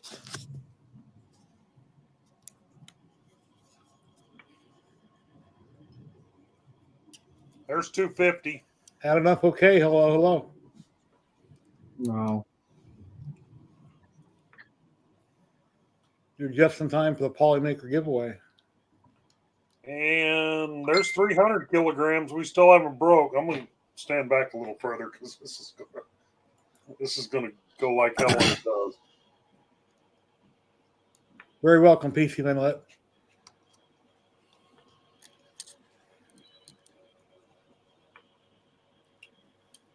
We're up to 52 people watching. 350 kilograms. Still hasn't even yielded yet. Damn. And we're going to run out of machine before we run out of pull. That's what I was going to ask. It looks like it doesn't have that much.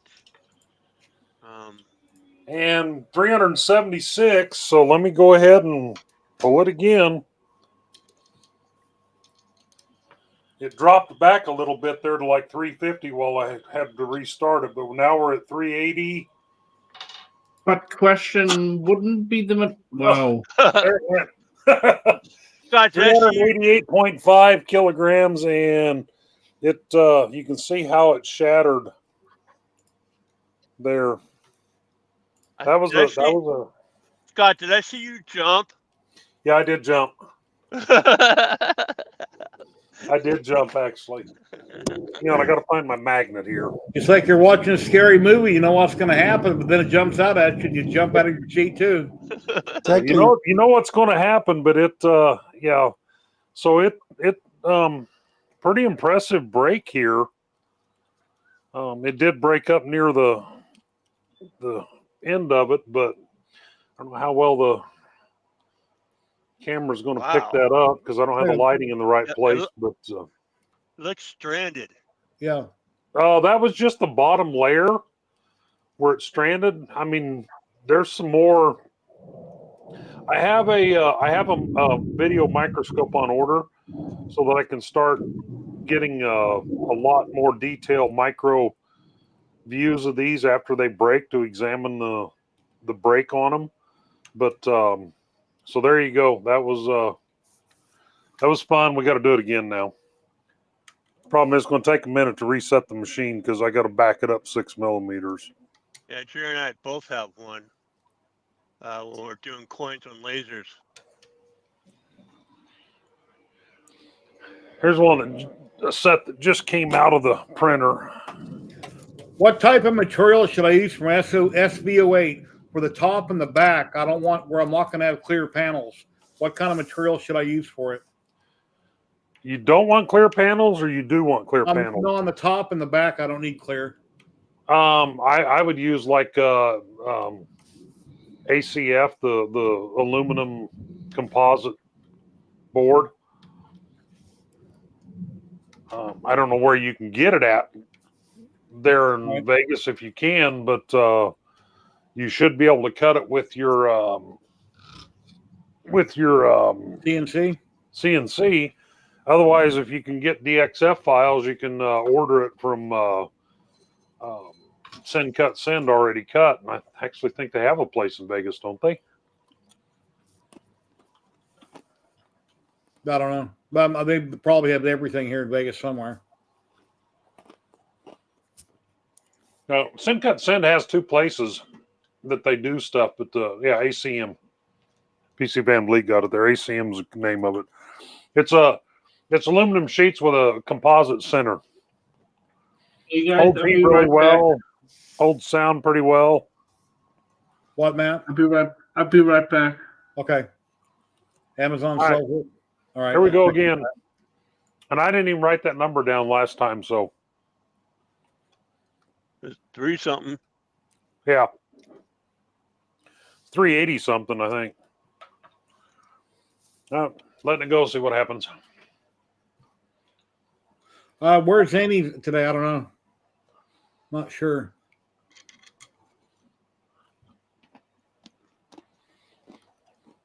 You can cut ACM with the utility knife to squirt and snaps.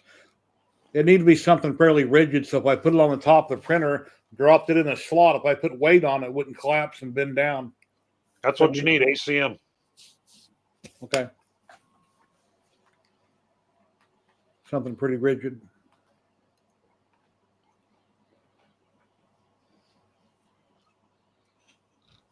Well, hang on, PC Van Vliet. I actually have some PETG carbon fiber already printed up. We'll do that next after we get done breaking this piece. I've got some right here. Okay. I gotta split. I'll be right back. All right. Hey, bring back your truck, Kenny. What? Bring back your RC car if you have time. I want when I got the doors on it. Oh, okay. We're at 370 kilograms right now at 5 millimeters of pull. Okay. It's going to do about the same as it did last time. It's going to peak out around 380, 390. Oh, there it went right there. Wow. I didn't spill my drink, so I didn't jump that much. 387.9 kilograms. The only reason I don't want to go with clear on the top or the back is I'm assuming something else might be just as good, but not a lot cheaper than clear. Because when it comes to plexiglass, it's expensive. Acrylic.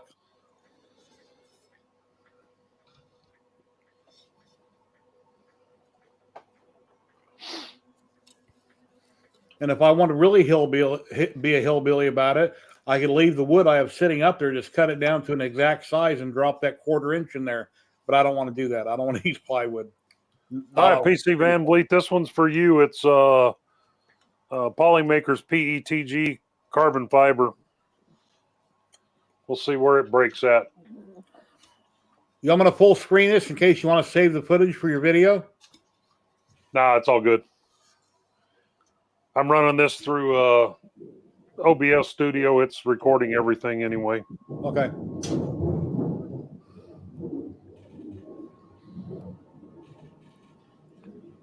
So we have 387 on the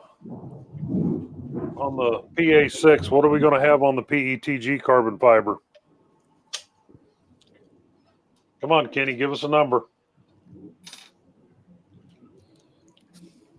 70 kilograms. Kenny's not well, there we're at for 170 already, so Oh, he is not. I mean, 270. I have no idea. there's 250. We just went through 250. That's a ghost of Kenny. The ghost of Kenny. Starting to slow down. There it went. 273.4 kilograms. Oh, I wasn't that far off. So to compare that to like ASA is in the 180s. I don't know if I showed that. Let me move some screens around. I have a let me get back over to here and let me go open something on this screen over here if I can find it.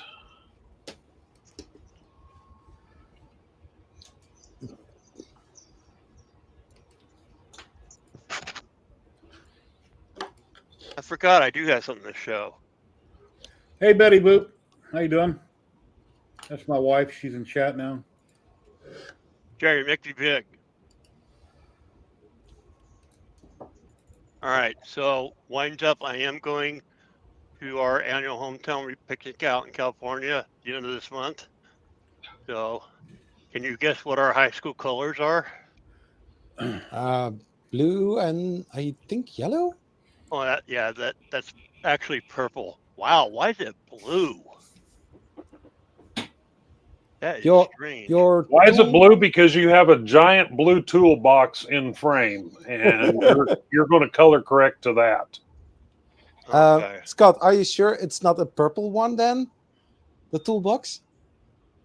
No, that's a blue toolbox. U.S. General Blue. They didn't make them in purple. But anyways, it's Linwood High School, Linwood, California, Linwood High School Knights. And it is a pillbox since it's an old fart picnic. Mm. And there's the other thing up, so you can turn it, and it's AM PM. And it unlatches, and then you got your different days. Here, I'll show you where. See, like there's AM and then PM. Okay. Nice. Yeah, you could actually see the purple when it was in the shadows. So far, I got two things for the picnic: a cross and that. The Our Father cross and that. I'm gonna make two more things. I think I'm gonna do a We the People eagle. And that's what, 4 or 5 layers, that eagle that everybody knows about, the We the People. Here's a better link for the one that Russ shared. Here's an affiliate. You just had a really loud military jet go right over your house, Jerry. Yeah. Yeah, they got an air show going on at Nellis right now. Here's an affiliate link to the one that I shared a minute ago.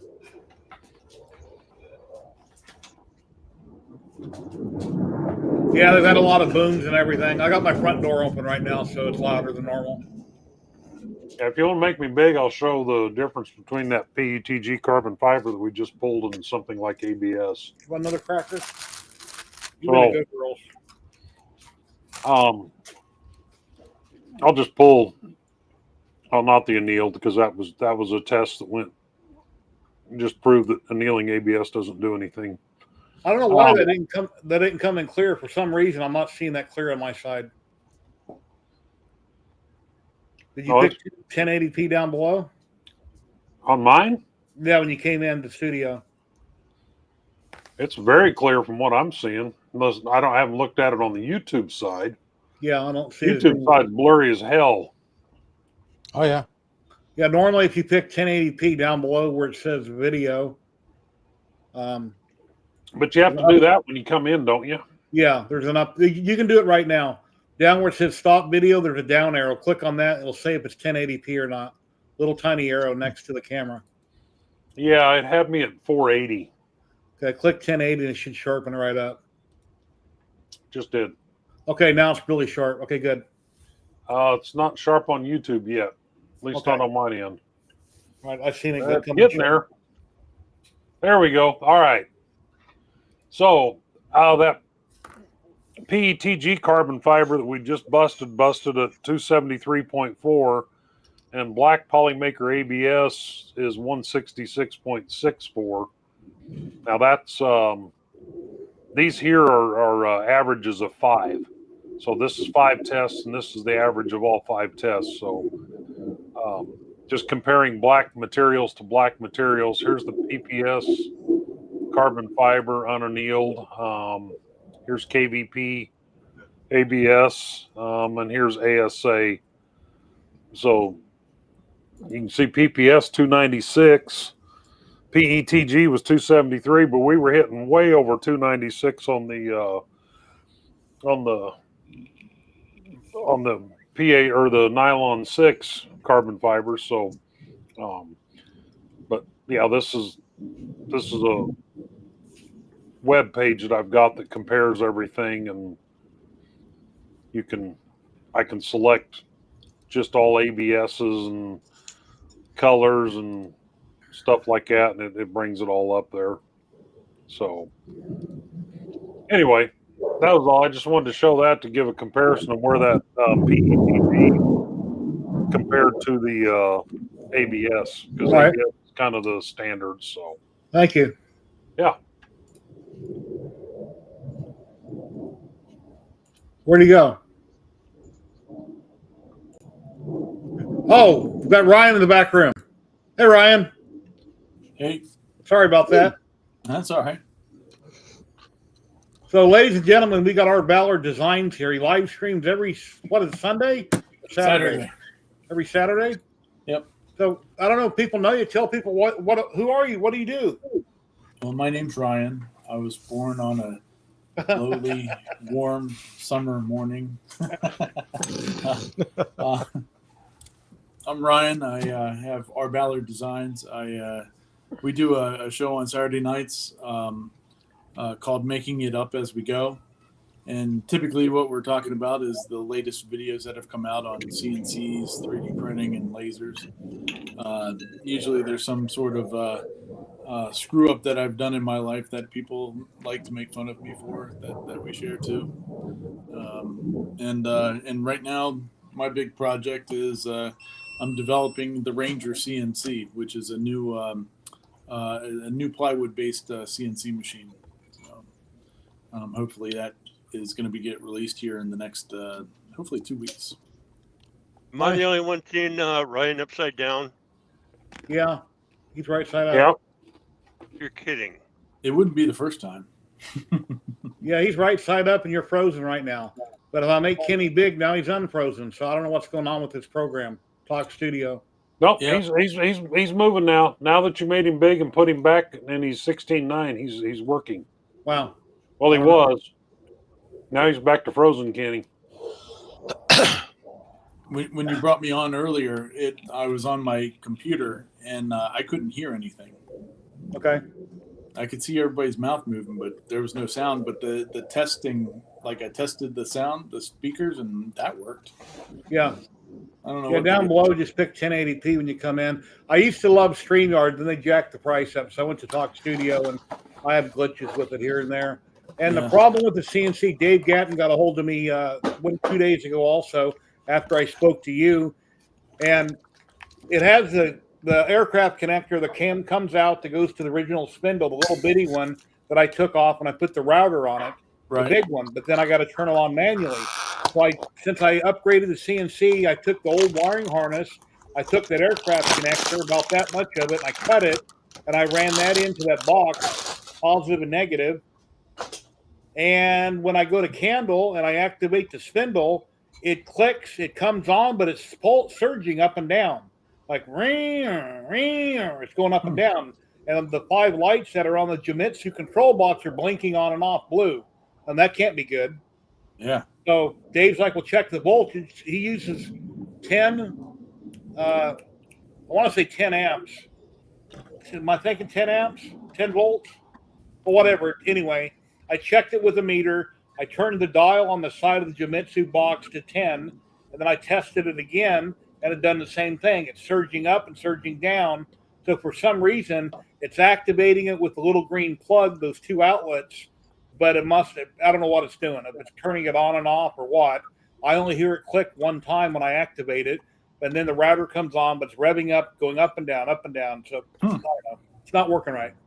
That's strange. I don't know what would be causing it to do that. Yeah. I just thought it'd be cool that if I'm in that I could, then when I in G Sender, I couldn't find anywhere to turn on a spindle manually just for chits and giggles. I was just going to turn it on. I figured if I run a job, instead of walking over there, leaning over, that if I'm home to the back of the machine, I can't easily get to it.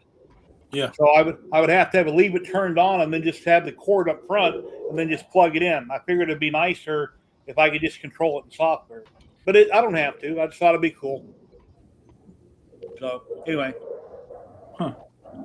Are you possibly going to be building kits or just selling blueprints?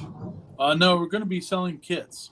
So it's going to be all the hard parts that somebody doesn't want to or doesn't have a machine to cut it all.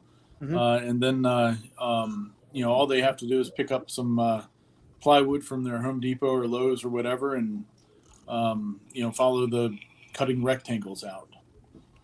Okay. And get all the parts that are on the parts list and put it together. Right here's this is one of the versions of the control box. So that's the Ranger CNC kit, and so the power supply hangs out down here. And then mini computer gets attached here. All your steppers and all that are all in place, and all that good stuff. So it's, I'm gonna go close my front door and see how much it helps. So it's gonna be a fun it is a fun project. Getting really close. It's named after my pup, who I lost a month ago, and that's Ranger, the German Shepherd, obviously. But we do have I have started up a Facebook group. So it's facebook.com/groups/Ranger CNC. If anybody's interested in checking them out. Would you like to share a link in private chat and I'll post it? I don't know if it'll let me do that on the iPad or not. But I can send it to you in on Facebook Messenger. Okay, that's fine.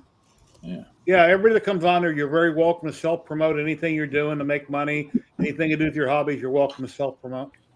I encourage it. I saw your video, Ryan, for your phone charger issue.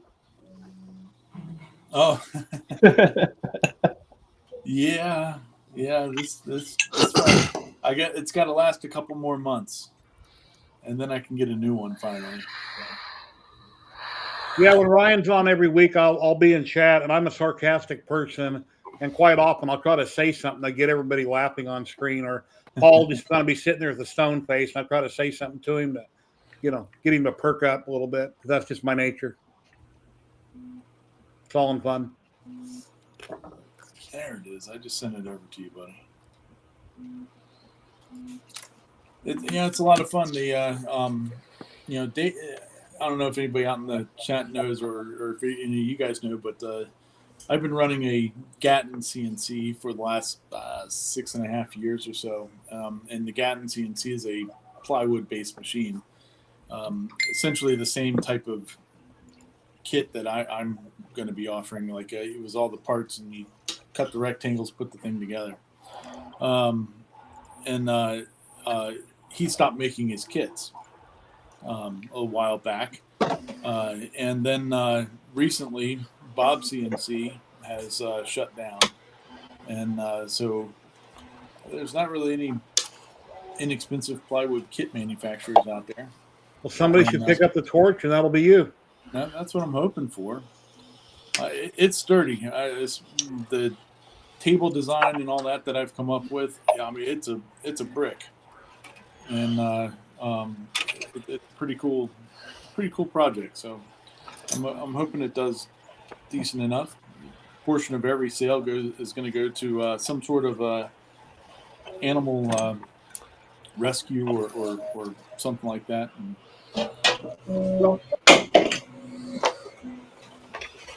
it's a good time.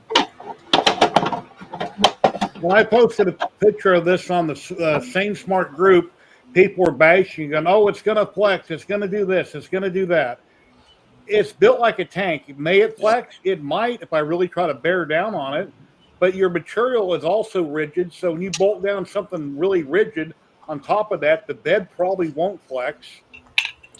And that beam across the middle is hollow, sure, but it's got a lot of ribs in it the way it's designed, and I doubt it's going to flex. People just like to bash stuff on Facebook because they can, I guess. Yeah. But I like the arm I came up with it. I'm really glad I got it. I wanted to review their 4x4, and they said, we'll put you on the list. And then when that fell through, they weren't going to send it to me. I have no other recourse. I don't have the money to buy a Onefinity or a lot of other companies that are out there have really big machines I would love to try, but I don't have the money for it. So Sane Smart would allow me to upgrade the 4030 that I had. It's like, awesome. Now I'm just as big as a 4x4. I just don't have linear rails, and I don't have I got mechanical end stops, not optical. But other than that, the machine is just as big now. Yeah, and really, you don't necessarily need it. You know, some of the bells and whistles just aren't needed out there. Yeah, I found the deal. If I wanted to engrave a baseball bat or do a large sign, I wanted something big enough to do without having to tile and go tiling. So yeah, this is big enough. So I should be happy with this forever. Yeah, the my Gatton CNC, I have a cutting area of about 38 inches wide and about 54 inches deep. But I like cutting Baltic birch, and typically in a 5x5 sheet. And so if I make a big sign, I was missing out on that last 6-8 inches of the table for cutting.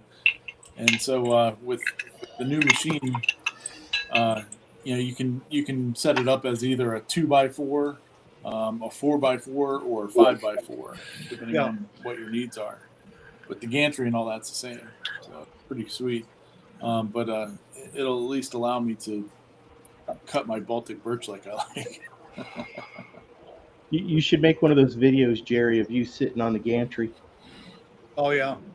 If Jerry lost 100 pounds, I would. So I didn't want to scare anybody. I think that gantry might flex a little bit, Jerry. PC Van Lit wants to know what kind of design software do you use? I've been using for the 3D modeling stuff, I use SketchUp because that's what I've been using in my regular life for a decade. And then I doing all the design files and stuff like that. I've been putting them in Vector VCarve Pro. And some Lightburn for the laser and stuff.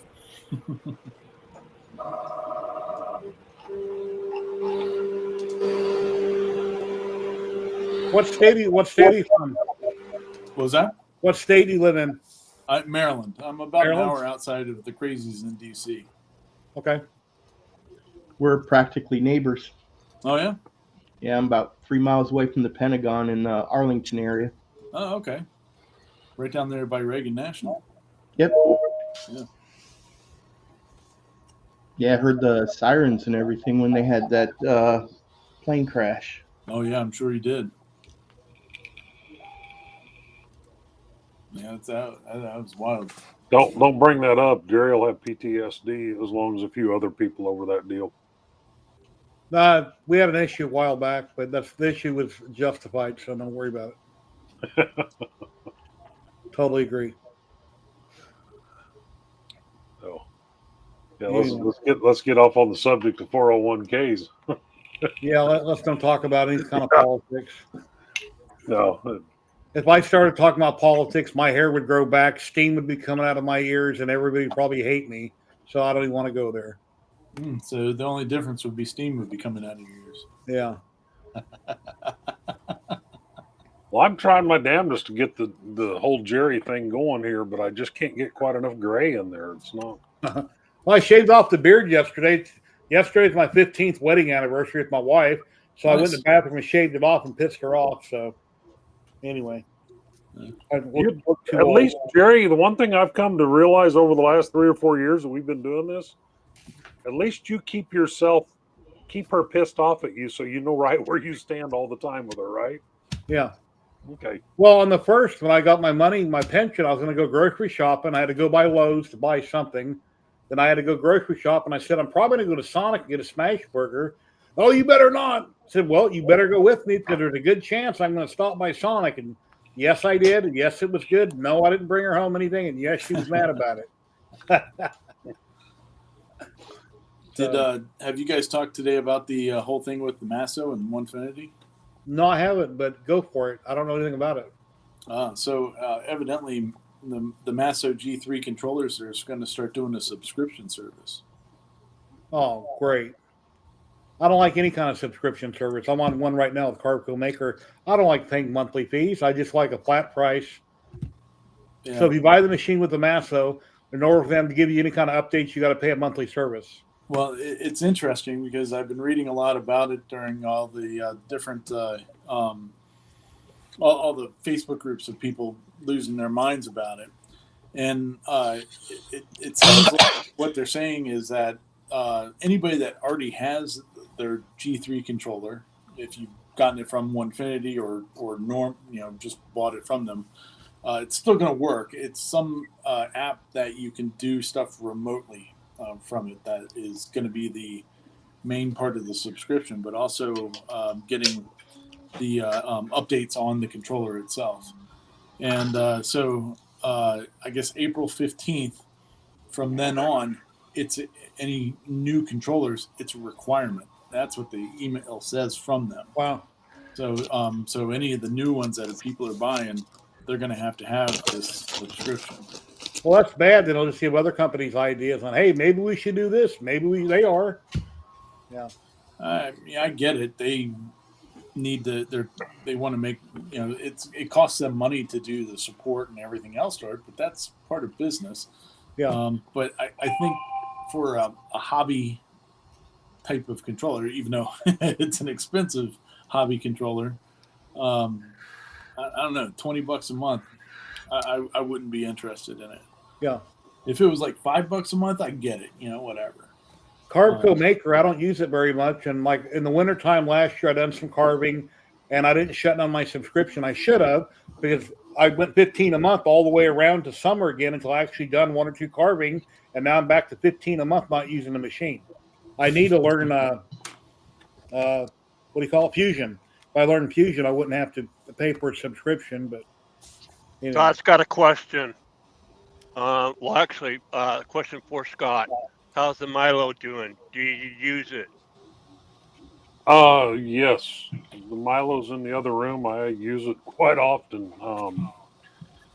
Every time I come up with some new way of testing stuff that I need parts made for, I fire up Milo and use it. So, it's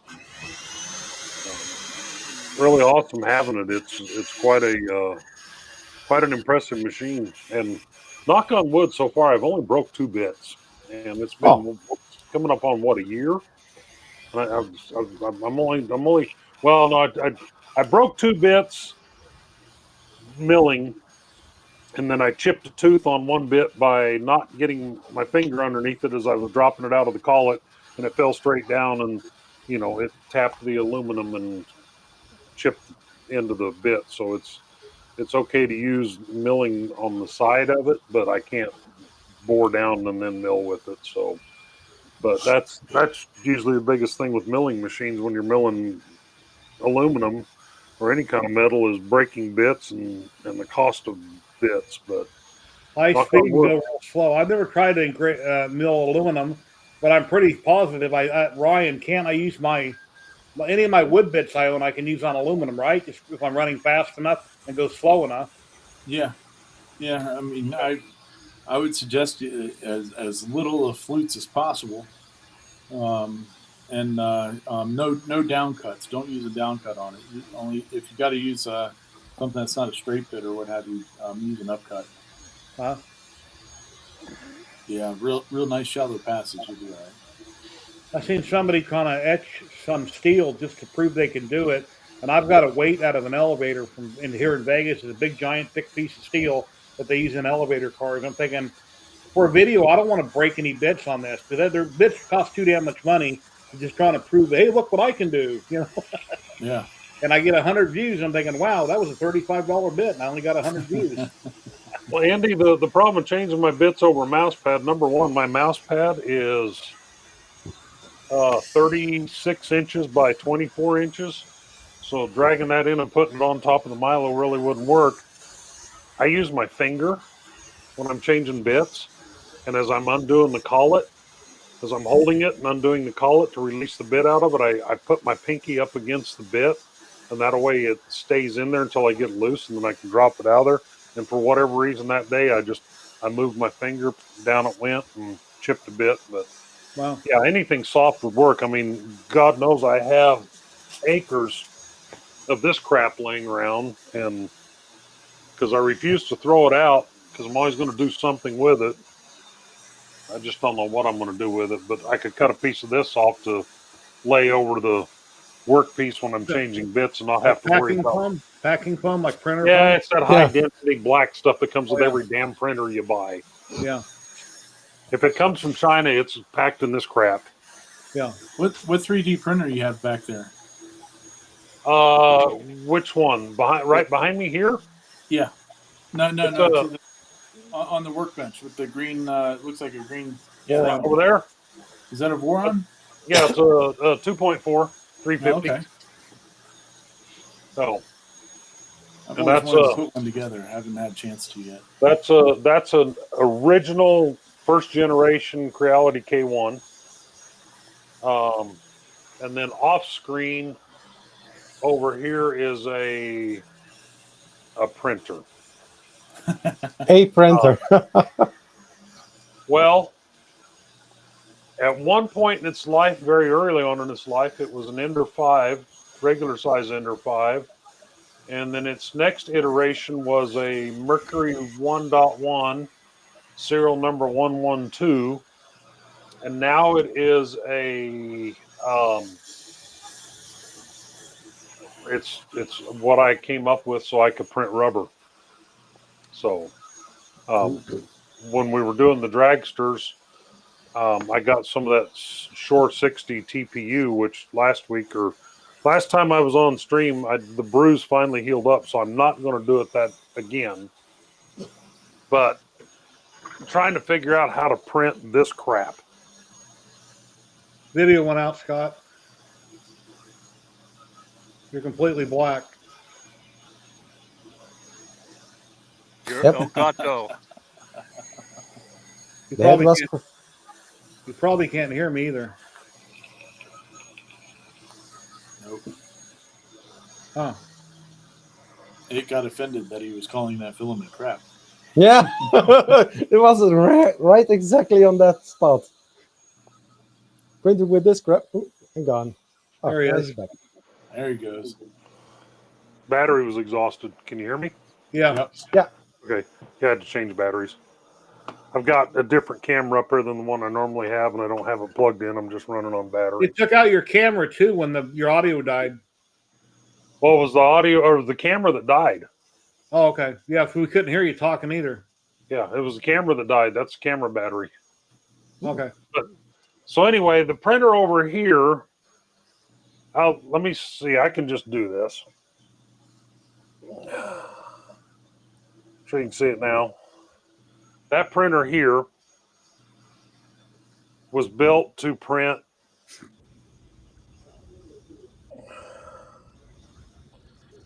this filament here.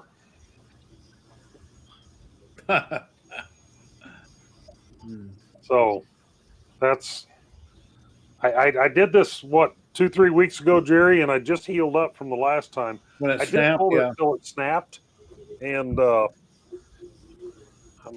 pretty sure that a swat from a bullwhip would hurt less, but it's 60A TPU, so it's just a really soft. It's like trying to print with a rubber band. Yeah. And lots of money was spent, and time, and aggravation, and wrecked tool heads, and wrecked extruders, and wrecked hot ends, everything else, trying to figure it out. And so I one of the things that I discovered was you can't have any resistance whatsoever on that material going into the extruder.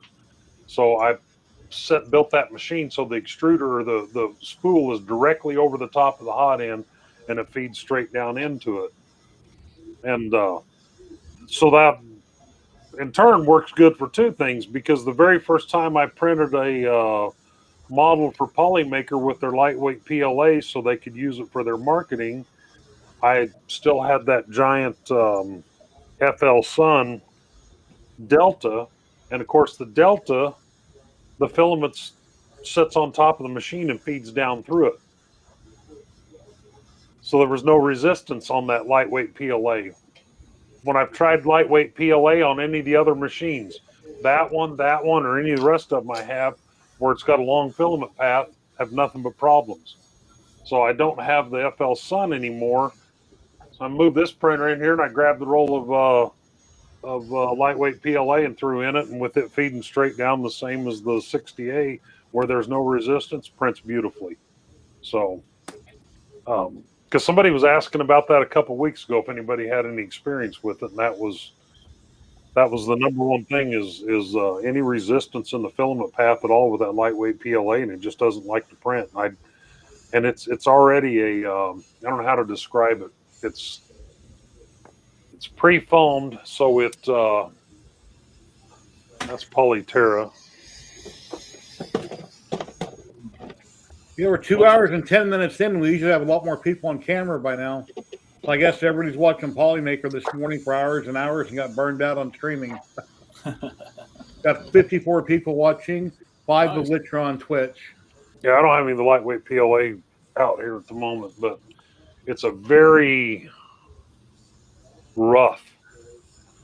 When you run it through your fingers, it's probably the roughest of any material I know of. So it likes to drag inside of PTFE, and it's just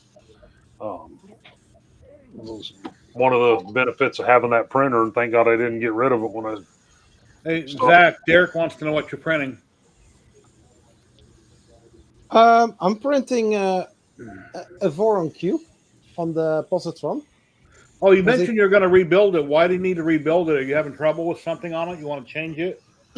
Well, eventually it came with printed parts, and the whole positron team built this in a rush job.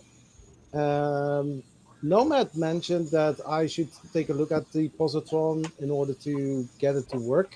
It was just, TSA ready to go. Yeah, since then I tried to print with it, and every single time there were some little issues.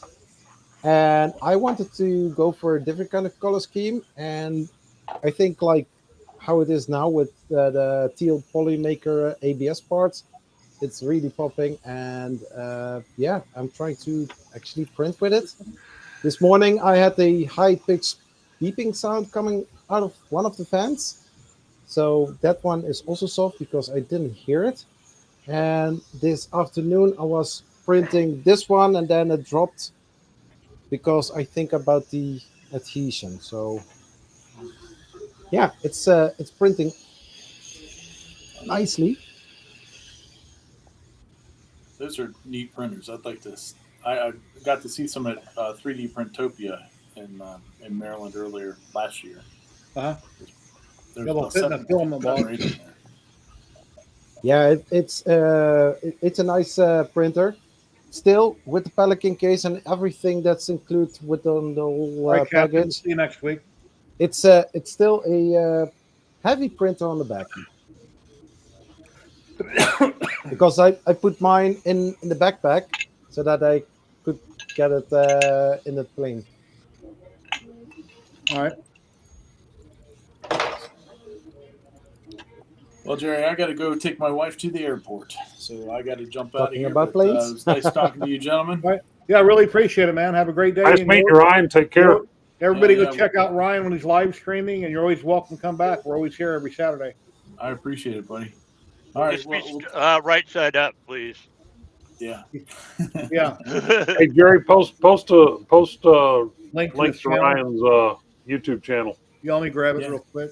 Usually, my wife going out of town means I get on Facebook Marketplace and come home with something stupid. So I have Facebook Well, good luck. Marketplace open right over here in this monitor right now. Yeah. But I don't have a wife to worry about, so yeah, I've got a 17-foot long scoreboard sitting in my shop right now. as one trip she took, so it's not up on the wall and it doesn't work, but it's there. We'll see you guys later. Have a good one. Take care. You Y'all too, post Ryan. it here right now. But it's going well so far. Well, that's not it. What? No, I was going to post a link to his channel, but that's not it. Oh. Probably this one. Yeah, that's this one. Okay, I got it. All right, here's the link, guys. Please go check out Ryan. Subscribe to his channel. It's free to do so. And every time I watch something on YouTube I like it, I subscribe. That way, it's like a bookmark. That way, you don't forget where you've seen whatever information at. Yeah, usually I watch a few videos of a channel if content still entertains and informative, then I subscribe. And usually the first video that I see from that channel, I always directly like it. Maker Mindset. If you're still watching, Rick, I have your information. I just seen it in my email, so I'll pass that on to Ziltech. well, I'd like to hang around, Jerry, but I got a dog right here behind me that says we're going out now. All right. Well, I appreciate you coming on. Hope you have a great weekend. And Yep. Nice seeing everybody, and we'll try to catch up with you guys next week. Are you going Peace to out. Remurf? No, Scott? sir. Oh, No, at this time, I'm not planning on going. It's just too expensive, man. Hotel rooms and stuff there. I went to Thailand for 2 weeks for what my hotel rooms cost me for Remurf last year. So, I it's just, understand. yeah, it's for me. I don't gain anything, and it's not, other than going to see people and just hang out with people. There's no benefit for me to go, and the cost of it, it's just, I'd rather go on another 2-week vacation to the Philippines than 4 nights in a hotel in a cornfield in northern Colorado. So, yeah, it's just like I say, the hotels have priced me out of it. It's just absolutely ridiculous what they're charging for hotel rooms around there. So, at this time, I'm not going. I mean, I had a company reach out to me, and they wanted me to go, and they were going to make all my arrangements. And they did. And they had me sharing a hotel room at a microtel with 3 other people. I'm like, yeah, no.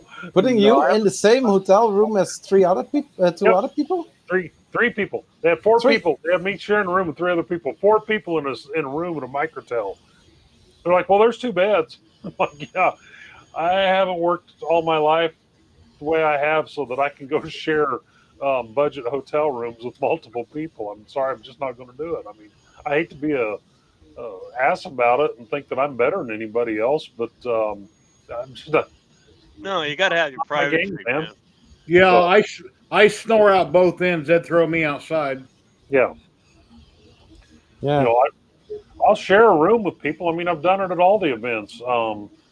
Dutch dude, Jason, he stayed with me at a couple of events. Andre from um, belt3dprinter.com or whatever the name of his company is, he stayed in a room with me. Hector had people stay, but when, like at Bel Air, my hotel room there, it was a suite with 2 bedrooms and a living room and everything. So, I had my own private bedroom and bathroom. We had a shared living room, kitchen, dining room, and then there was another bedroom. And, we've done that. But microtel, I've stayed in a microtel before. When I first started in the motorcycle industry, the girls in the travel department booked me into a microtel for 2 weeks for an event one time, and that was the first time and last time I ever stayed in one of them. If I want to sleep in a motel room that's barely bigger than a single bathroom, yeah, no thanks.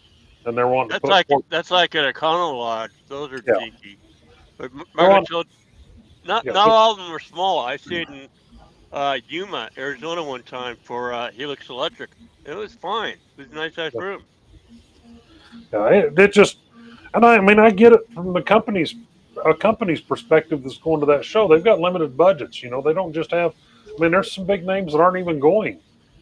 Fabrico's not going there, just because it's too expensive. And um, so I get it from a company standpoint. They can't just hand out money left over right and put people into private rooms and at the big hotel there in the parking lot and stuff because it's expensive as hell. So I get why they're doing what they're doing. They gotta have the representation there, but they got to do it on a budget. And I just, I, yeah, I'd love to come hang out with everybody, but I'm sorry, there isn't enough draw there to get me to do it this year. So we'll see what happens. Maybe later. May change my mind next month too. Who knows? I almost got on a plane last weekend and flew to London for a damn sandwich. So anything's possible. It's like Jerry's going to do a giveaway, so I'm going to bounce out. Take care, man. Have a great day. All right, see you guys. Yeah, See you, man. my left hand went numb for some reason. Anyway, not my arm, not my leg, just my fingers. I do that. Anyway. I'll have my hand hovering over the mouse, and all of a sudden I'll click on something while I'm not paying attention. So It used to happen a Okay, lot guys. when I was driving. It used to happen a lot. My hands going numb. I'm thinking, wow, I can't ride a bike, another bike. My hands are going numb. we'll try Anyway. to catch you guys next week. Take care, my friend. See you, man. Bye. He didn't say peace out. What the hell? Yeah. Well, anyway, we're going to weigh one roll of Polymaker filament. We got 37 entries. You may win anywhere in the world if you're present and you say something in chat once I draw your name. So we're going to draw here in just a minute. Say something in chat if you won. I will give you my email in chat. Email me and I'll send you back the code and the link right away. So I don't know, somebody here on camera, Kenny, give me a number between 10 and 20. I'll go with 18. All right. 1, 2, 3, 4, 5, 6, 7, 8, 9, 10, 11, 12, 13, Whoa! 14, 15, 16, 17, 18. And here we go in 5, 4, 3, 2, 1. May the And And there is a drum roll, but be you in your can't hear it. favor. Good luck, everybody.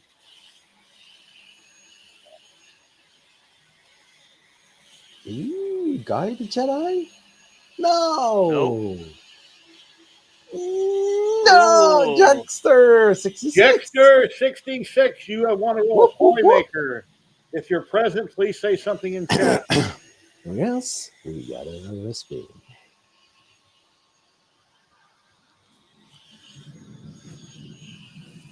Jexter 66. Oh, one thing I didn't understand about Polymaker's giveaway. Joel showed part of the wheel this morning, but it only showed, I don't know, 6, 7, 8 names on it because the pies were so big. I don't understand if he grabbed a bunch of people and threw them in that other wheel. I don't quite understand how he was doing that, but Yeah. you know, He just checked in. Jexter, there he is. Awesome. Here's my email. Shoot me an email and I'll shoot you back the code. Congratulations. There's my email in chat. Yeah, I was kind of wondering how they're going to do that. Yeah, I mean the wheel that I was seeing on the screen, you only seen pie pieces that were real big. I'm thinking, okay, there's not that many names, but where, I don't know. Not sure how that worked. Yeah, with the amount of entries, myself alone, I had like 318 entries or something. I don't think a wheel could have held all the entries for any one thing. So somehow they must have worked them down and then done the final drawing or something like that. I don't know. Not sure. The only thing that I know is that I didn't get any email from Polymaker that I won at something. I'm going to check. I just got the email in that stated that it's all over, and if you got an email from us and you won, if you didn't, you didn't. But it was fun.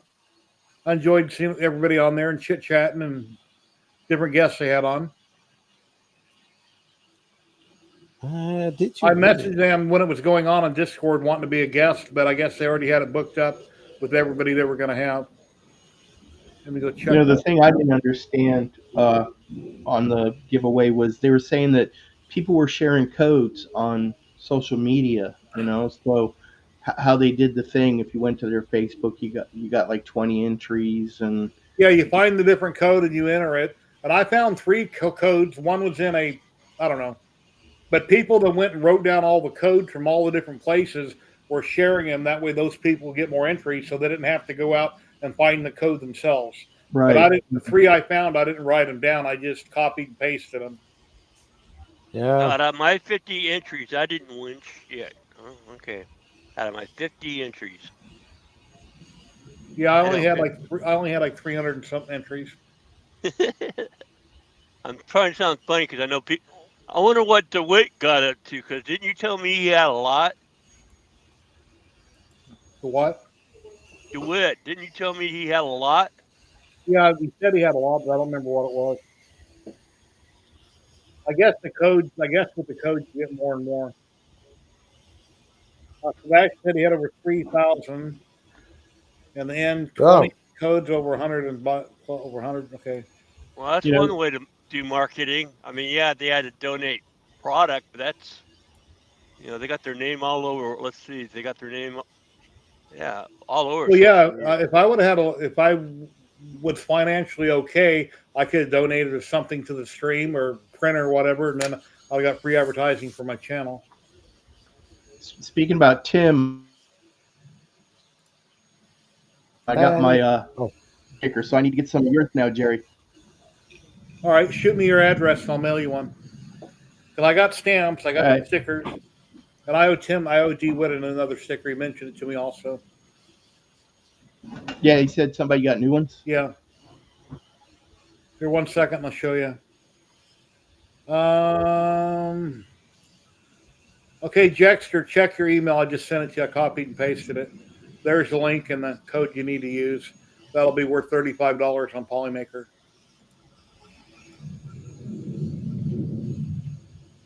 Better jet fight this again. Yeah, it's fun winning stuff. I won that roll of film a few weeks ago, and I was pretty happy because I don't win stuff very often, so it's kind of nice. Yeah, Joel was saying on his live stream that he did before the giveaway that if you get any of those $35 coupons and you don't want filament, you don't have to use it. I had a jet go over. I couldn't hear you. So Joel was saying that if you win the $35 coupons at the giveaways and you don't want filament, you don't have to order filament. You can use it for a filament dryer or $35 off of anything that they sell. Anything they sell, yes. Yeah. Yep. What I used to do whenever I got a code is I would buy 2 rolls of filament. I get one for like 20 and the second one for 20 or 30. I just paid the difference. Yeah. Yeah.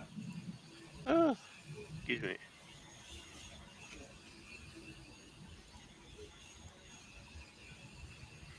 I hate when the phone notifies you and then it doesn't. There's nothing there. Really? Wow. Yeah, I'm a partner with Polymaker, so whenever I want to print something, when I'm doing something, say every couple months, I'll hit them up and I'll say I want to print something. It's going to take 3 or 4 rolls, and then they'll send me a code, usually worth $100, and then I go order my 3 or 4 rolls for that project. But I only ask them occasionally when I'm doing something. And if anybody that follows me or my channel, you know I jump around from hobby to hobby to hobby. I'm not always 3D printing, and I've got so much stuff printed. It's hard to go onto a site and it's like, oh my god, I gotta have it.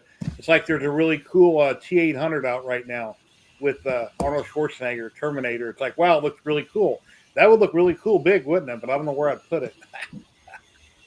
Someone was saying that Lasermatic doesn't do coupon codes, but when I got my first Lasermatic, I contacted Leo because I went and got a couple of new credit cards where if you spent $500, they would give you $200 back. And I wanted to split it up between multiple credit cards so I could get the $200 back on each card. And he sent me multiple codes so that I could break up the purchase and everything so I could get money back on my cards. Oh, nice. So I mean, I guess you don't ask, you don't get. Yeah. Exactly. Yeah, I've got a referral link for Rolly. I have one for Haltien and with quite a few companies. So if anybody should ever use my link, then I make a small commission on it. And most cases, you'll get a discount.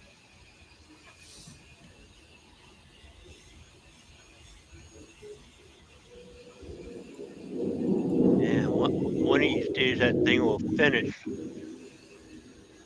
What? My my cover. Oh, and I bought a new tool. Whoa, there goes my pants.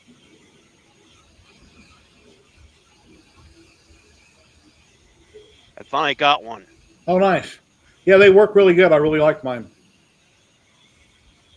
Yeah, I figure with between the turtle box or box turtle, whatever you want to call it, and the the head, I better get one of those because with the luck I have with my rat rig doing it at hand drive, man, I never did. I had to replace so many parts because of that. You never hand drive that kind of thing. Yeah, Tor is no longer working for TH3D. He got another job in California, but I'm sure he's still 3D printing, and he hasn't been on here in a little bit, and I'm not sure why. I guess he's just been busy. He might even be lurking in chat. I don't know. It all depends what people are doing. Yeah. A lot of times people are watching, they just don't say anything. And you can't always tag them if you're on YouTube, because if they haven't commented, you can't tag them and see that they're there. So it's best to always be nice to everybody. Don't make enemies. That way nobody will ever have to say, well, he said this or he said that and scream about me. We're all adults. No reason to go back to grade school BS. Yeah, exactly.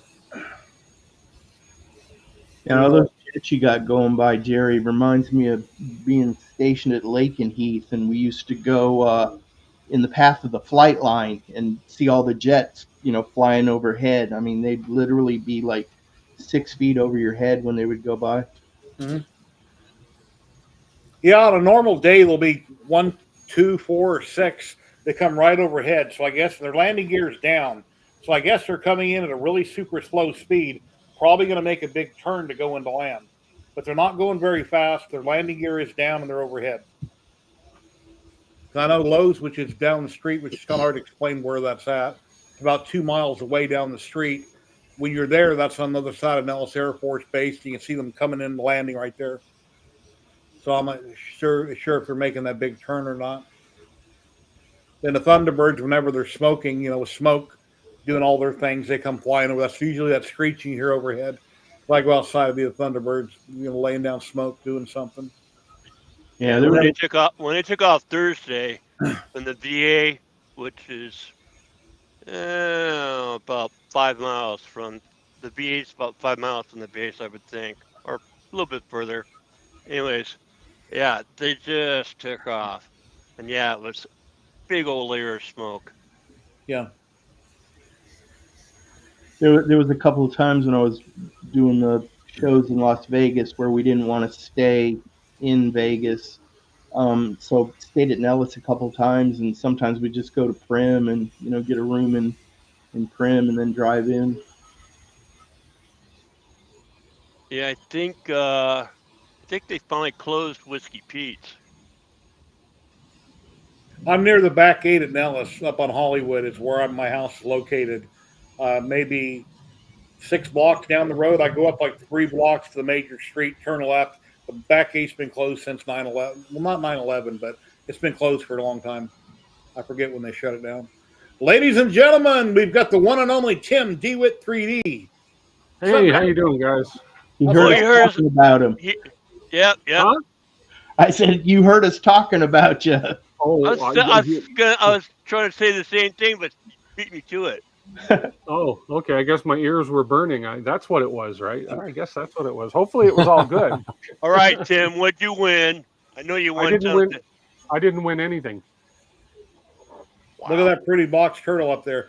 Okay, mine Didn't is win hooked a up thing. to power. It's there. I don't have the correct hot in yet. I'm waiting on parts to come from AliExpress so I can build it.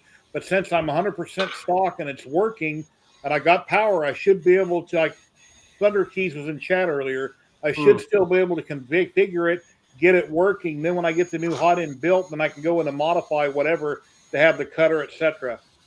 So I was Right. looking at one of your videos last night. I went back a couple weeks trying to find the one when you first put the software on it so I can make sure I'm doing the right thing. Oh, okay. Then I remember Chad had corrected you, said, well, do this first or read that. So I'm trying to catch all that because when I was watching it live and not doing it, it was just going in one ear and out the other. Okay. Yeah. Sometimes it's good to watch it back. Yeah.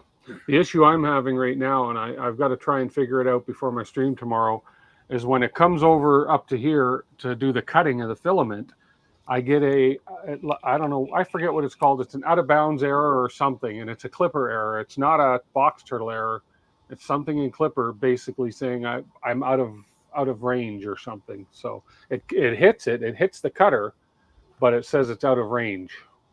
Down below where it says stop video, click the up arrow and pick 1080p. Or for some reason, you're kind of fuzzy. Oh, I am. Oh, okay. Click the up arrow next to where it says stop video, and you should be able to pick 1080p 30. Man, everybody must have gone through a reset or something because we all had to change.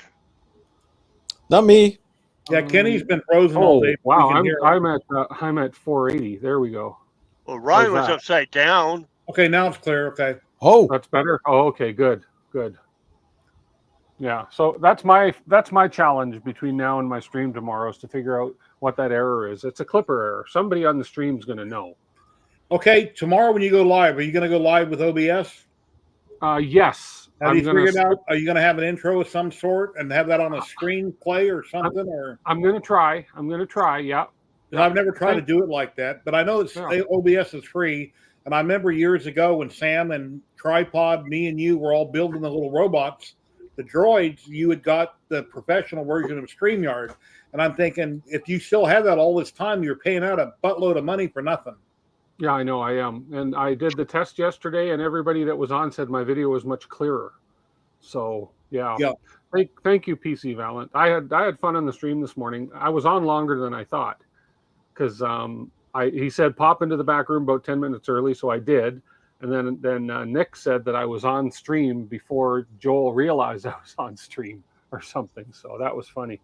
Glad I didn't do anything like I shouldn't because I couldn't see him in the back room. Even when I was live, I could just see the draw window. That was it. So it was interesting. It's PC Valent says it tries to go further than it is allowed to. There is a max distance you can go over. Yeah, but there should be, it's not like it's going beyond its capability, but there should be something in Clipper I can say, okay, I allow you to go over so far. And I think it's in the print config file. I got to figure that out. Somebody will figure it out for me, I'm sure, on the stream tomorrow if I don't fix it before then. Do you want to have somebody drop in on camera right now and try to work through it with you? I have no problem with that. It'll help you out. If somebody thinks they can help me out with it, sure. I mean, I can show you the error I'm getting. I can recreate the error easily, I think. If anybody wants to drop in on camera and help him, you're more than welcome to. Let me recreate the error in the meantime. Let me home this sucker, and I'll recreate the error. I think I got to load some filament, and I took the 1 out of 1 because I needed the pool that was in there for a different job. So, Oh, and Tim, mine will be Yeah. here Monday. what's that? My kit will be here Monday. Oh, okay, cool. Yeah. Cool. And I am, because like Jerry, I got the, SVO8 right Yeah. there. And, So you got the same situation. Yeah, and I'm also I'm going to put the doors print head on there. The what's that thing called again, Jerry? Xenomorph. Yeah, yeah. Oh, okay. The xenomorph thing. Yeah, Right. I already got my direct. So this is going to be Rat Rig 2.0. Oh, okay. Cool. Yeah, right. What kind of hot did you Very put on it? A cool. dragon something? Yeah, it's the dragon. He's got it right there. He'll show it to you. Oh, okay. Yeah, that's a good hot end. I'm going to leave mine stock with a Sobol hot end that's on it because I can't afford to, buy an expensive one for $100. This was like 75. Yeah. Again, it's cheaper on Amazon. I thought that was going to be a full volcano, and it's not. I couldn't believe all those parts that I picked on, which are a lot of simple little stuff, added up as much as it did. Yeah, AliExpress. Well, not going into politics, but we are going to go into that. It the probably will tariffs. be more money next week. Yeah. But let's hope that all gets shot down, but we're not going to talk about it. Okay, let me pull this window over here. All right, guys, I think I'm going to drop off and get something to eat.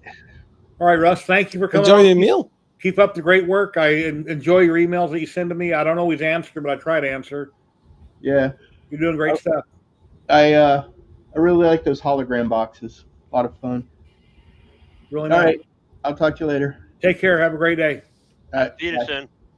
See you later. I didn't even see Lynette left. Yeah. Nope, that's not it. That's not it.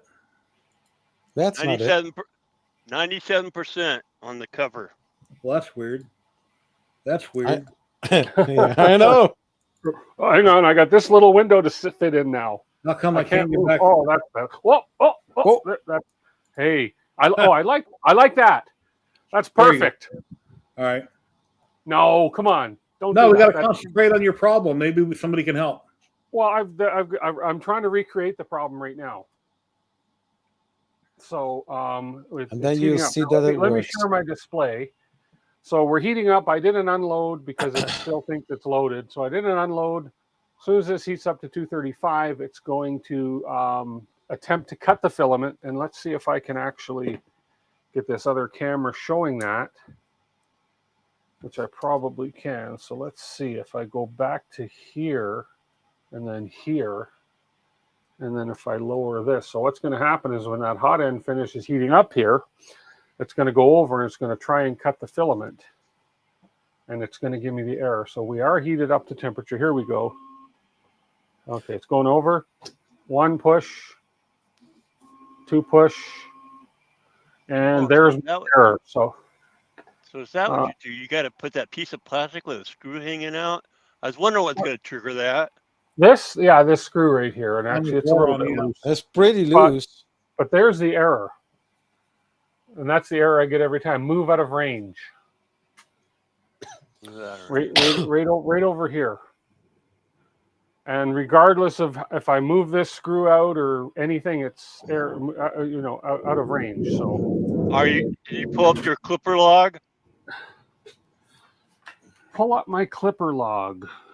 And he did even move the arm out further, so that way it wouldn't have to go so far towards the edge of the bed, and it still set out of range. When he extended the probe out further, the bolt or whatever. And as PC Valent says there, it's a Van Valet.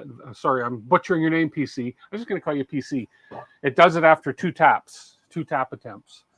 But I did lower that to 1, and it still does it after 1 even. So Now, where I looked for that was I looked under I thought it was maybe something in my printer config. So I looked under here. If I scroll down, you'll see it on the left side there, and it's under. Printer configs have gotten so huge, man. Yeah, the POTUS Dragonfly is what I have in my hand that I won a long time ago.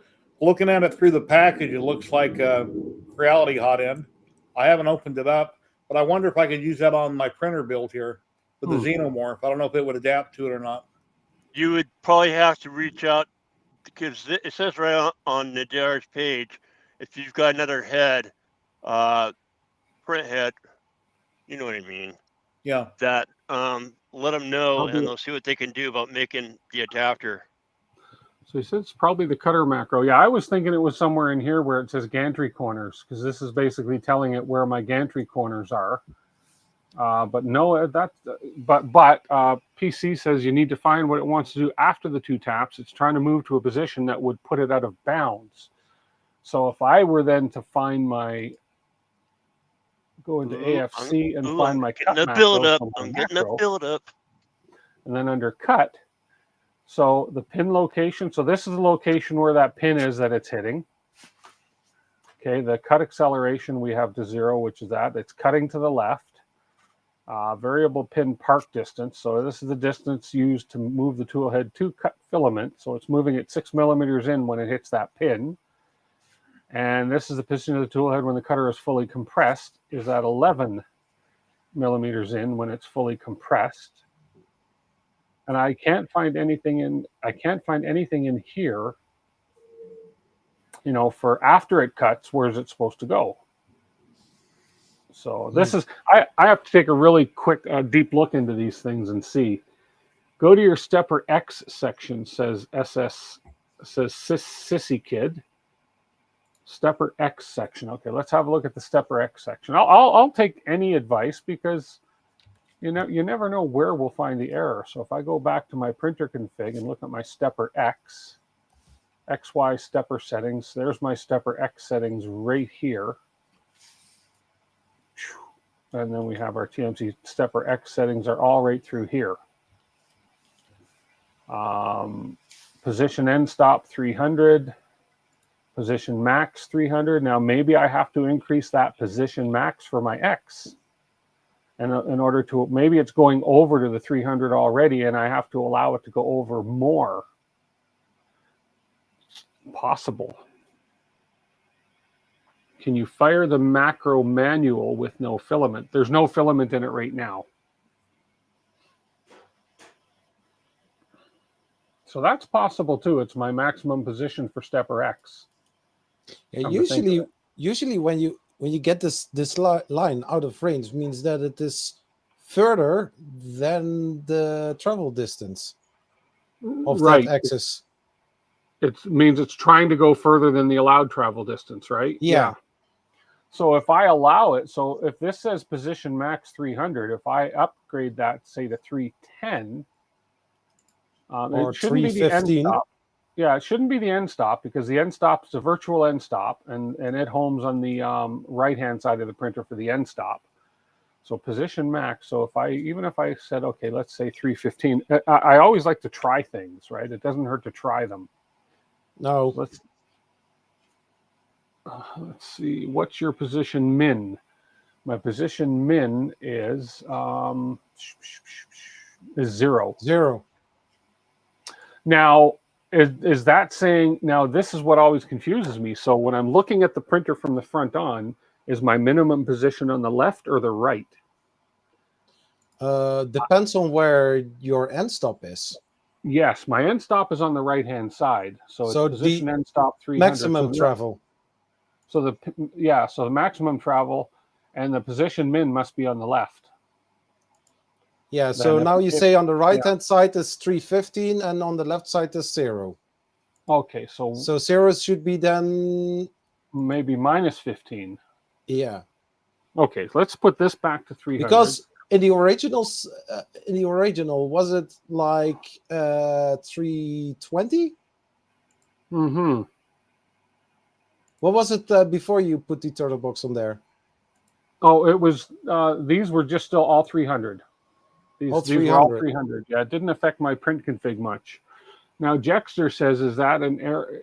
Is that an error in extruder movement? First number is X, second is Y, third is Z. Last number is the highlighted minus 25 is E. Okay, let me save and restart. Let me put this to minus 15 because I think this might be.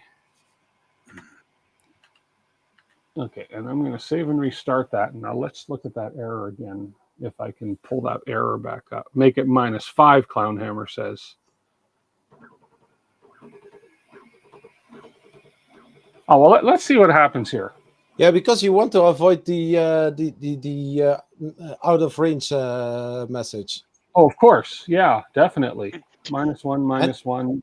Yeah, and Really? it says -25 even. I don't know what. So that's -1x, -1y, or 8z, and then -25. Like, what is, it's not trying to go too far. It can always increase, decrease it. Yeah. Let's see what happens if I try this right now. It's going to ask me to home first, aren't you? Yeah, of course. You're going to ask me to home everything. It wants to home everything all the time first. After every reboot, yeah. Yeah.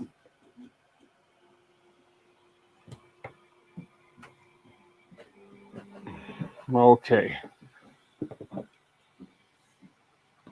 Okay, so I am going to, let's go back to this, and I'm going to say extruder T0. So now we got to heat the hot end up again. Lane 1 already loaded. We know that.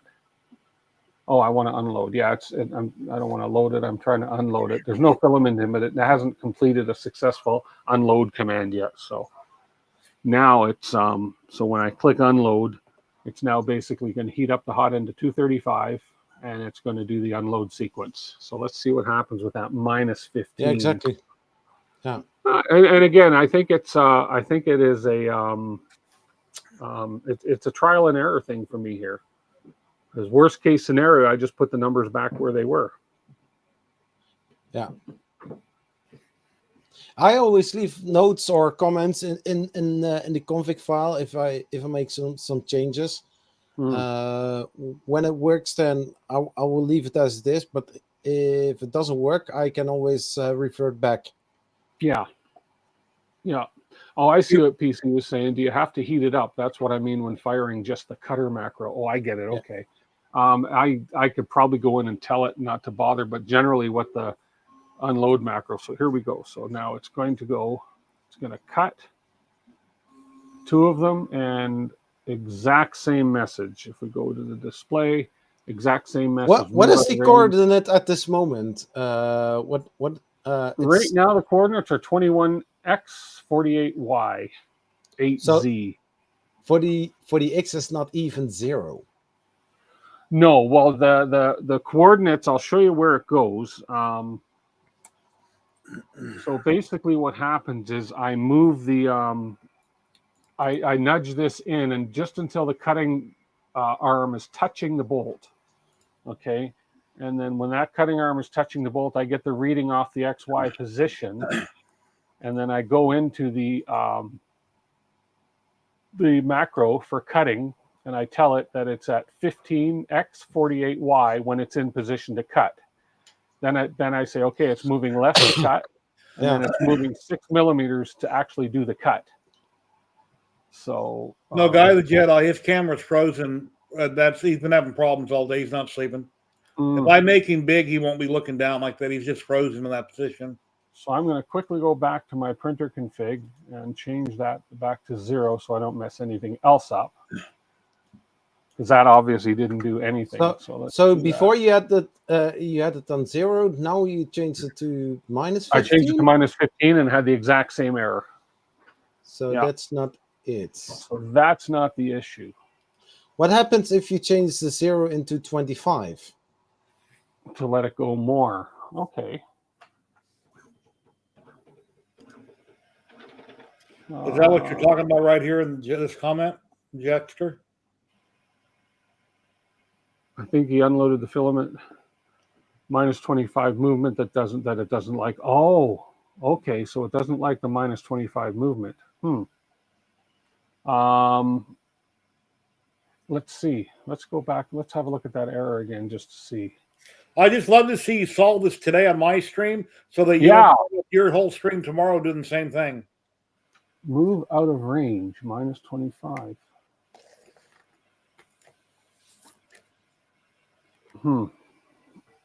So where it tells how much filament, let's see. In here, I think, is it the macro that has the filament travel? I went through this with Thunder Keys as far as setting up all these movements. Variable extruder move speed. He was here earlier in the stream, but I don't think Yeah. he's here now, or he would have chimed in. Variable retraction length, 22. Distance to retract prior to making the cut. This reduces the wasted filament, but it might cause a clog if set too large and if there are gaps in the hot end assembly. Okay, so that's how much it's retracting before it makes the cut, is 22. Distance to retract prior to making the cut. That's quite the distance, actually. But number of times to run the cut movement, 2. I've changed that to 1 just to see if it was a problem there, and it wasn't. Let's see, I'm just keeping an eye on the chat. Yeah, it wants to retract the filament 25 millimeters. That should be fine, I think, yeah. Variable pushback length. Pushback of the remaining tip from the cold end into the hot end must be less than the retract length. Well, we're retracting 20, and we're pushback 20, or 22, pushback 20. Variable safety margin key. Safety margin for the fast versus slow travel when traveling to the pin location. So that's it for the cutting section. Then we have the pooping section. Here to read this comment. What is the X and Y position if you jog the head against the cutter? Note its position. The X and Y position should be this position right. Oops, sorry, I should have my display on here. It should be this position here, 15 and 48. But I will do that again. Let me go through that again and see, because we did go through that. But let's go ahead and home it.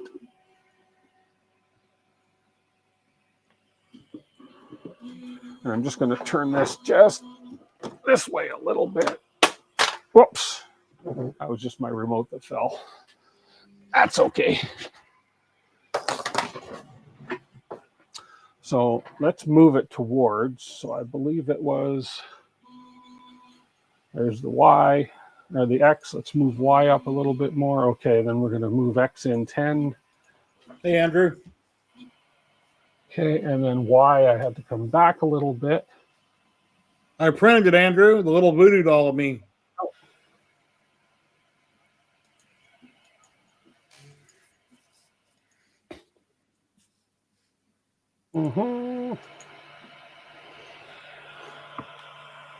And if I move my X in a little bit more, right there, just touching it. So 16 and 46. And I think that's, what did I have in there? So it's at X. So if we look here, it's at X16 and Y46. And that is the number that it wants in right there, 1548, 1646. It's a matter of perspective. Actually, I was probably looking at it from the other side. And yeah, that Y could go back a hair. Y can go back a little bit. +1. There we go. So yeah, that's more centered for the Y right there. Yeah, so we're at 1647. Yeah.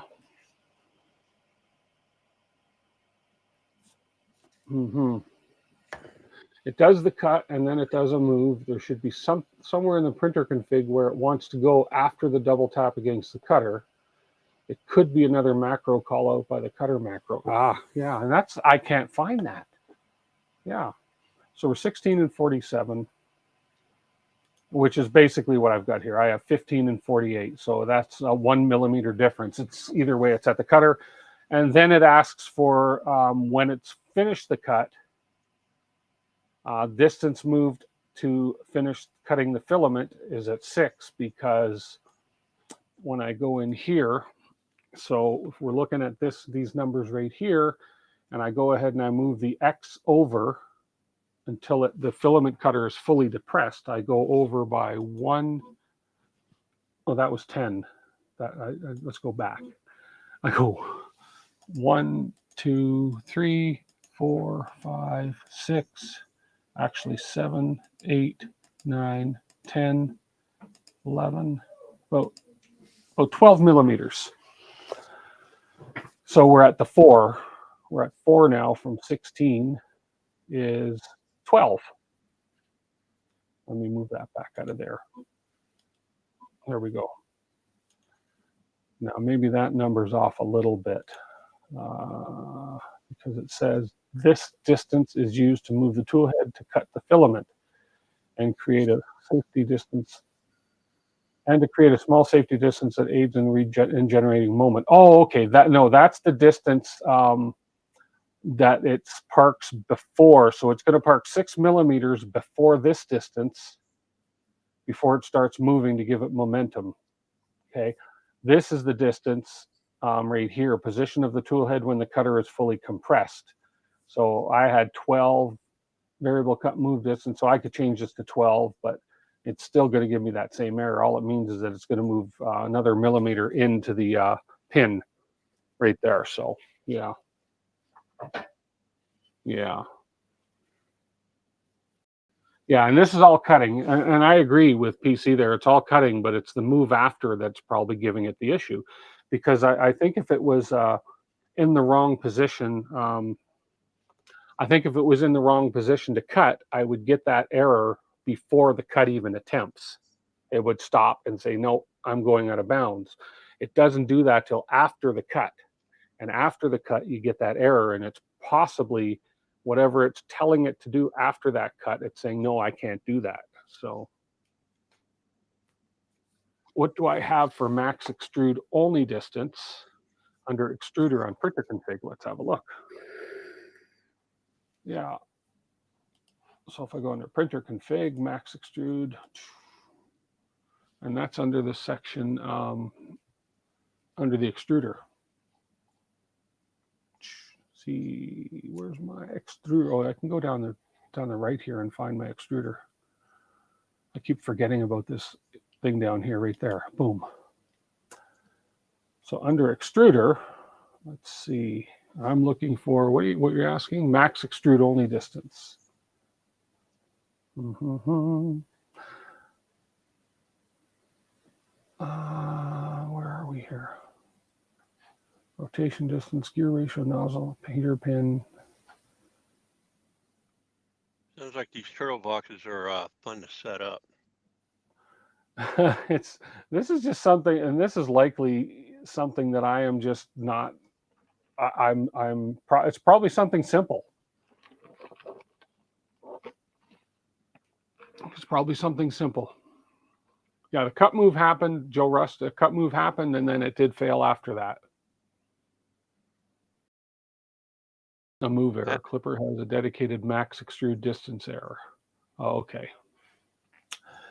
So I wonder, and I haven't looked, but I don't think it is I haven't looked in the turtle config itself, which I don't think. No, this is just talking about the lanes and the steppers.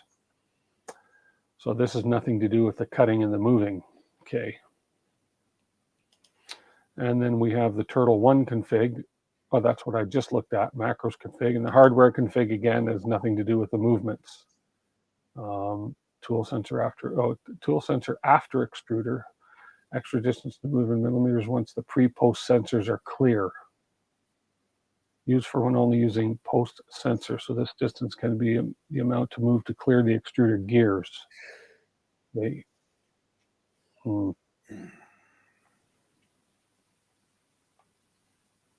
don't think there's anything in there that's going to affect what's happening. Simple setting summary, you'll figure it out. I would try and look into making the repeat move very easy and look into the position after the cut. Yeah.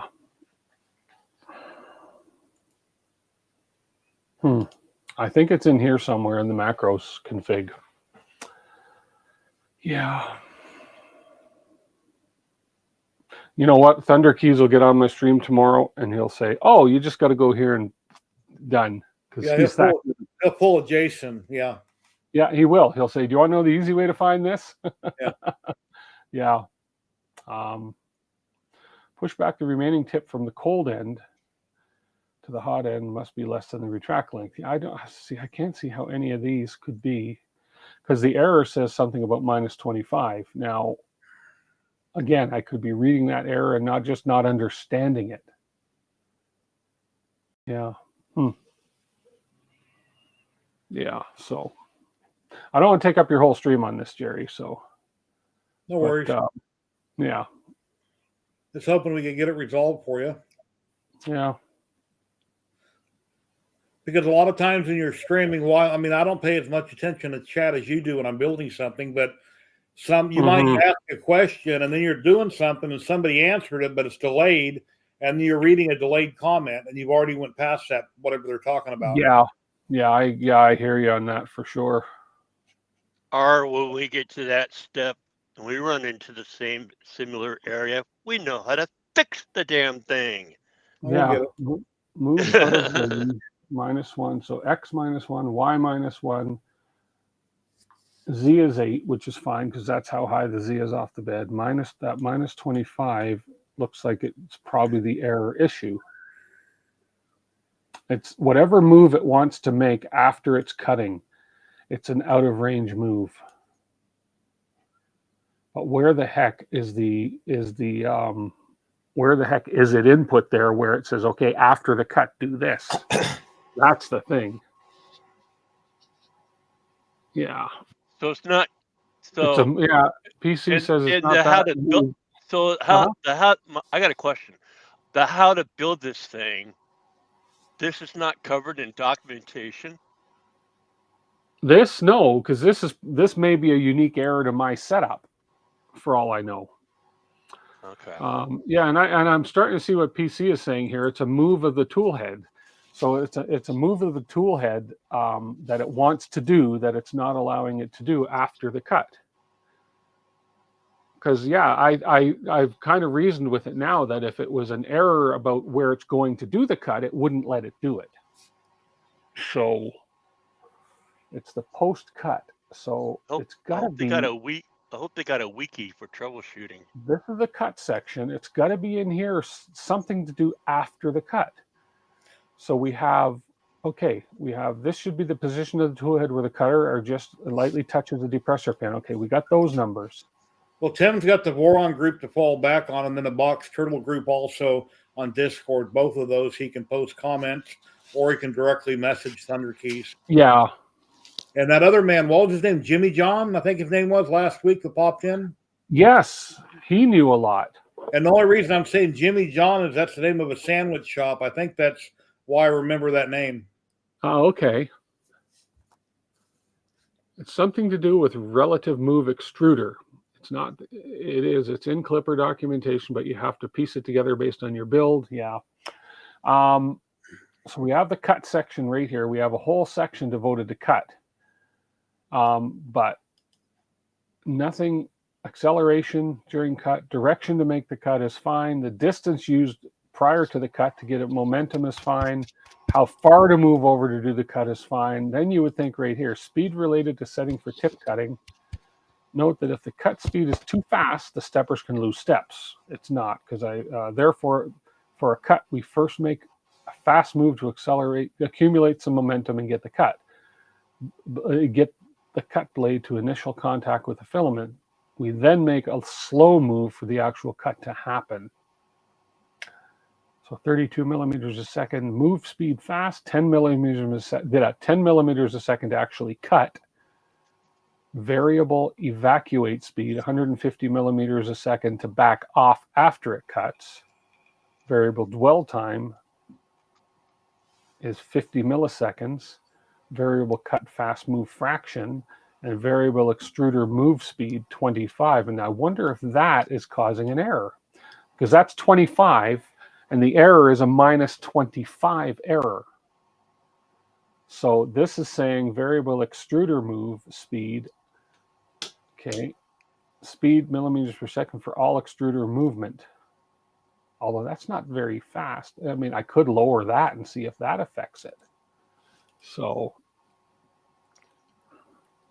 yeah, Joe Russ, search for 25. There's a 25 right there, and that's the only 25 that I see in the cut section. So let's just, for poops and giggles, let's take that down to, let's go to 15, and let's see if that error comes up and still gives a 25. Keith Kuda said no, not distance. Or they said no, not speed. It's a distance issue. Yeah, because it says something about the movement. Oh yeah, okay, that's right. The out of range is most of the time is range. Okay, it's nothing to do with speed, unless it's out of the range of yeah. Oh man, because really, it's a pushback length, distance in millimeters. Push back the remaining tip from the cold end. I don't want to misread comments, so I'll sit here and shut up. No, that's okay. And what I've tried to say, well, my battery of the microphone was empty. I see 3 digits before I see the one between brackets. Can it also not be the extruder trying to do something? It could be, right? I mean, because you have the X, you have the Y axis, and you have the Z axis, which you already indicated early on, being at, I think, like 8. And then you have another one in brackets saying like the error message. I think that could be the extruding distance. Okay, because we have X, Y, Z. What about this where you were just at? Yeah. Set variable restore position to true. Variable restore position. Okay. You were just there. Okay, well, let's go back in. Variable restore position. And that was, where was that? Let me find that. Variable restore, variable move, variable restore position right here. If the tool head returns to initial position after the cut is complete. Okay, well, let's set this to true and see what happens. True, return to initial position. False, don't return. Let's try true, because that does have to do with movement. Exactly. Okay, let's go ahead, save and restart and see what we get. Let's see what we get. We're not going to get any errors on startup, which is a good sign. There we go. Usually, yes. It's always a good sign when we don't get errors on startup. Okay, we will home everything as per usual. I always like those config files. Don't heat up, just run the cut macro. I don't know how to just run the cut macro without heating up, because this is the macro. Oh, cut macro. Let's see. Oh, hang on. I'm getting a phone call. Here, hang on. I'm going to mute myself for 1 second, guys. Hang on 1 second. Okay. 1. Is he back yet? Yeah, that's something I would do. Somebody said I'll be back in a minute. I start counting. That was less than a minute. Is there a cut macro? Unload, end, resume, change tool, BT lane eject. You know, by the time I find it, it'll be done. Let's just do this. PC says he wants to see the error gone. I want to see. I think more of us. So do I. Everybody wants. Yes. Oh, hang on a minute here. I had to. I mean, on the YouTube side, we have 34 people watching, so there must be some people helping to solve this. Come on. Hey, Zach, I haven't vaped in about 3 weeks. I had a toothpick in my mouth. So if I wake up in the middle of the night and I want to watch TV, I grab my toothpick. When I get up in the morning, I reach over, I get a drink of water, and I grab my toothpick. Now you mentioned it. Yeah, true. Now it wants me to load the lane. Obviously, something I did caused it to finally kick in and say, hey, there is no filament in the lane. So it wants me to load the lane now. So I'm going to heat the extruder up there. Then we do that. Then we'll load the lane. Then we'll load the lane and see what happens. So yeah, I did mention that on Twitter last week. We got on the news that they are trying to close or to confiscate all illegal vapes or e-liquids, stuff like that. And in the same news, they said like, we are legalizing marijuana and hashish and stuff like that. And I'm like, what? How crazy is that? Yeah. Okay, so I switched to here. So we're just heating up. We're almost at temperature now. These sure do heat up a lot faster than those old bed slinger nozzles used to back in the Ender 3 days. Because How fun weed is more popular nowadays, and that's where you can make the money on taxes. Right. Load trigger. Of course, the load. Why is the load? Oh, okay, I have to kind of reset the lane. So hang on 1 second here. Just got to reset this lane. It doesn't think there's any filament in it because it's been reset. So if I pull the filament out, let's put it back in. There we go. Let's get a green light up there. Nice. And we are green. There we go. Now I can load it. There we go. Now let that puppy run. Setting extruder temperature to 235. Here we go. 225, 26. Here we go. Boom.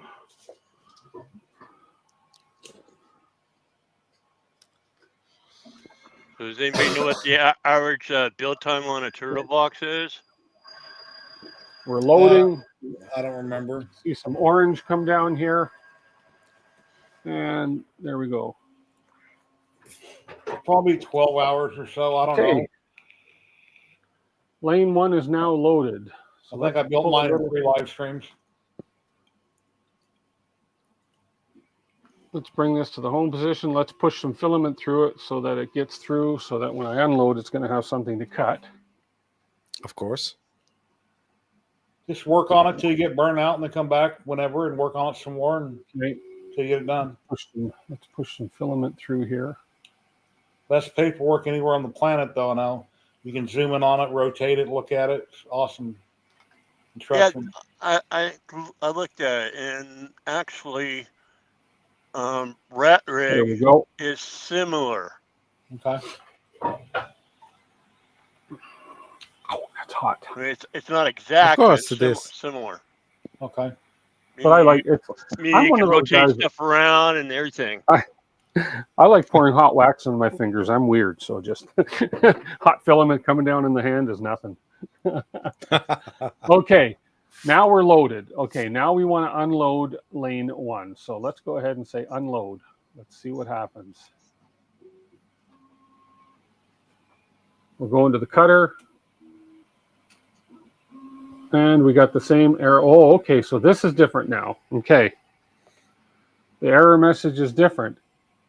Mind you, Z doesn't matter because I have Z up high. It doesn't matter. But this 127 has changed drastically. So. Into another issue. Yeah. Well, that changed since I set that other thing to true instead of false.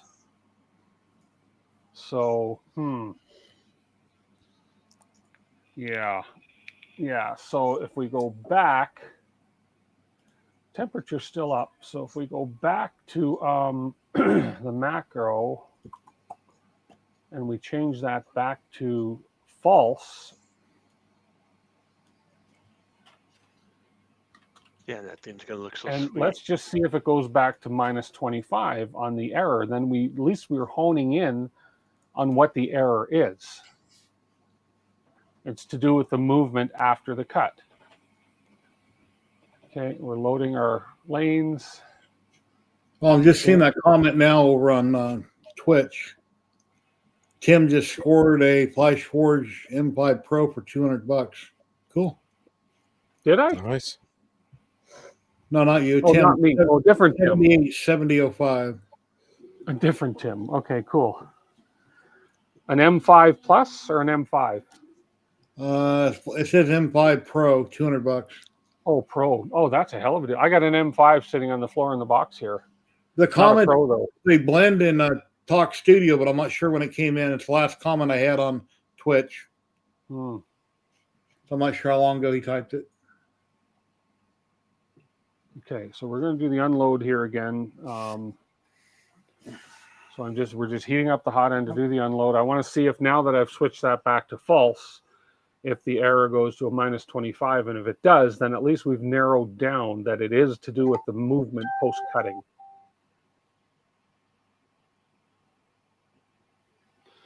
PC says it will. Okay. I also think that. Yeah, and then I just got to figure out, okay, what is going on in that unload macro that's causing it to do that.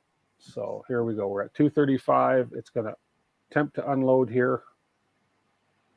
Right about settling in. There we go. I just hate to Over see there. put pressure on it and break something. Yeah, and it did go back again. So it's something to do with that because it went back to minus 25 from the 127. So definitely something to do with that cut macro. So we've narrowed it down as to what section, but just a matter of where in this section. So it's nothing to do with this 25 here because that's to do with speed. We change that to true, it goes from minus 25 to plus 127. If we change this right here to true, oops, yeah, right there. So what the heck else could it be? You have an answer for this on screen? Are the macros part of Filomatrix or Box Turtle? They're Box Turtle. This is under the AFC, the automatic filament changer macro VARs config. So it's the variable macros. And so yeah, this is to do with the Box Turtle. Well,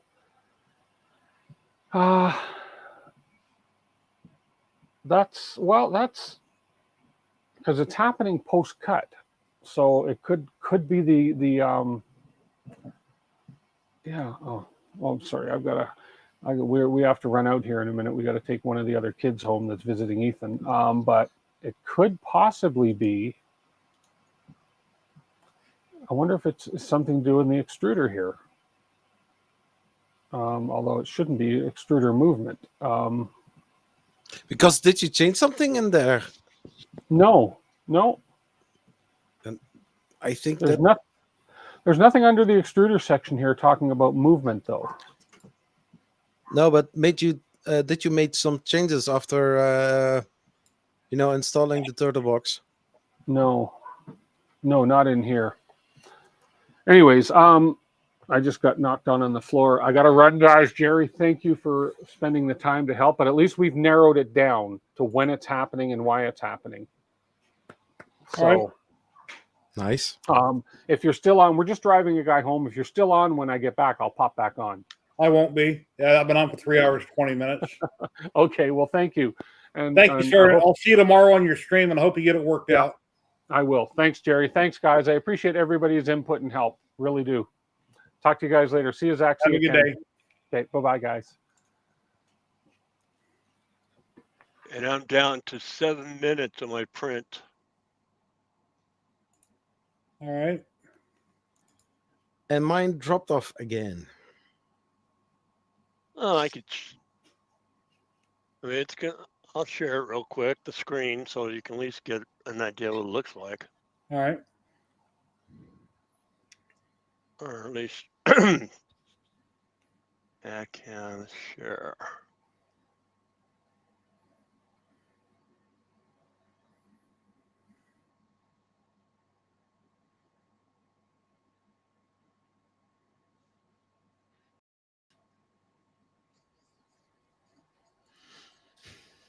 Ooh, that That's looks done. nice. Looks good. It looks like it's gray and black, right? It's the lighting. It's actually kind of a light blue.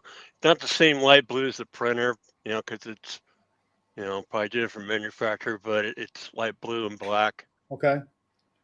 Yeah, I printed mine face down. That way it has a design on the front of it. Yeah.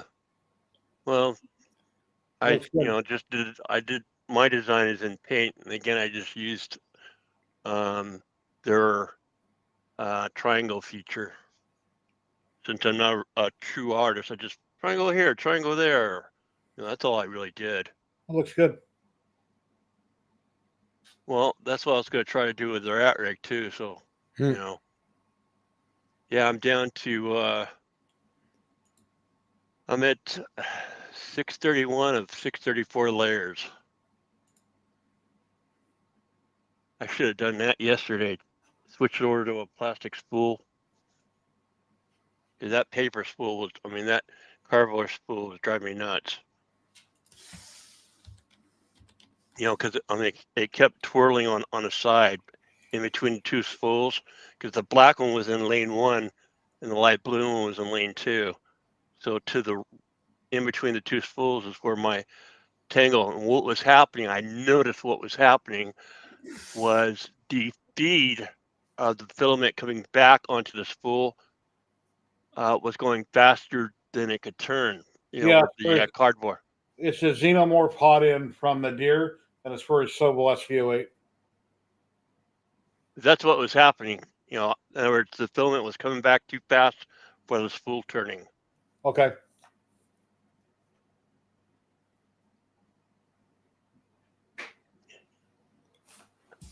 Ready? Kitty, unscrew the screw 1 more millimeter and then put a longer screw in. I don't know. What? Tim will be on tomorrow when he goes live, so I'm not sure. Clownhammer. What? No more jets? Yeah, they must have ended for the day. It's 3:19. They usually end by 3 o'clock. Yeah. So they're probably done. But I got 34 people still watching. I've been streaming for 3 hours, 24 minutes. We gave away 2 rolls of filament, Ziltech and Polymaker. And I think I'm going to call it a wrap. If you're watching on Twitch, I'm going to raid out to Digital Dragon. Let me get that raid started now. I thank you, everybody. Please like, subscribe, and share. I'll be back next Saturday, same time, same bat channel. Thank you, Kenny. Thank you, Zach, for coming on. I really appreciate you guys. And nice. Let's get the raid going here on Twitch. Take care, everybody. We'll see you in the next stream. And have an awesome day on YouTube. We'll talk to you later, guys. Bye-bye.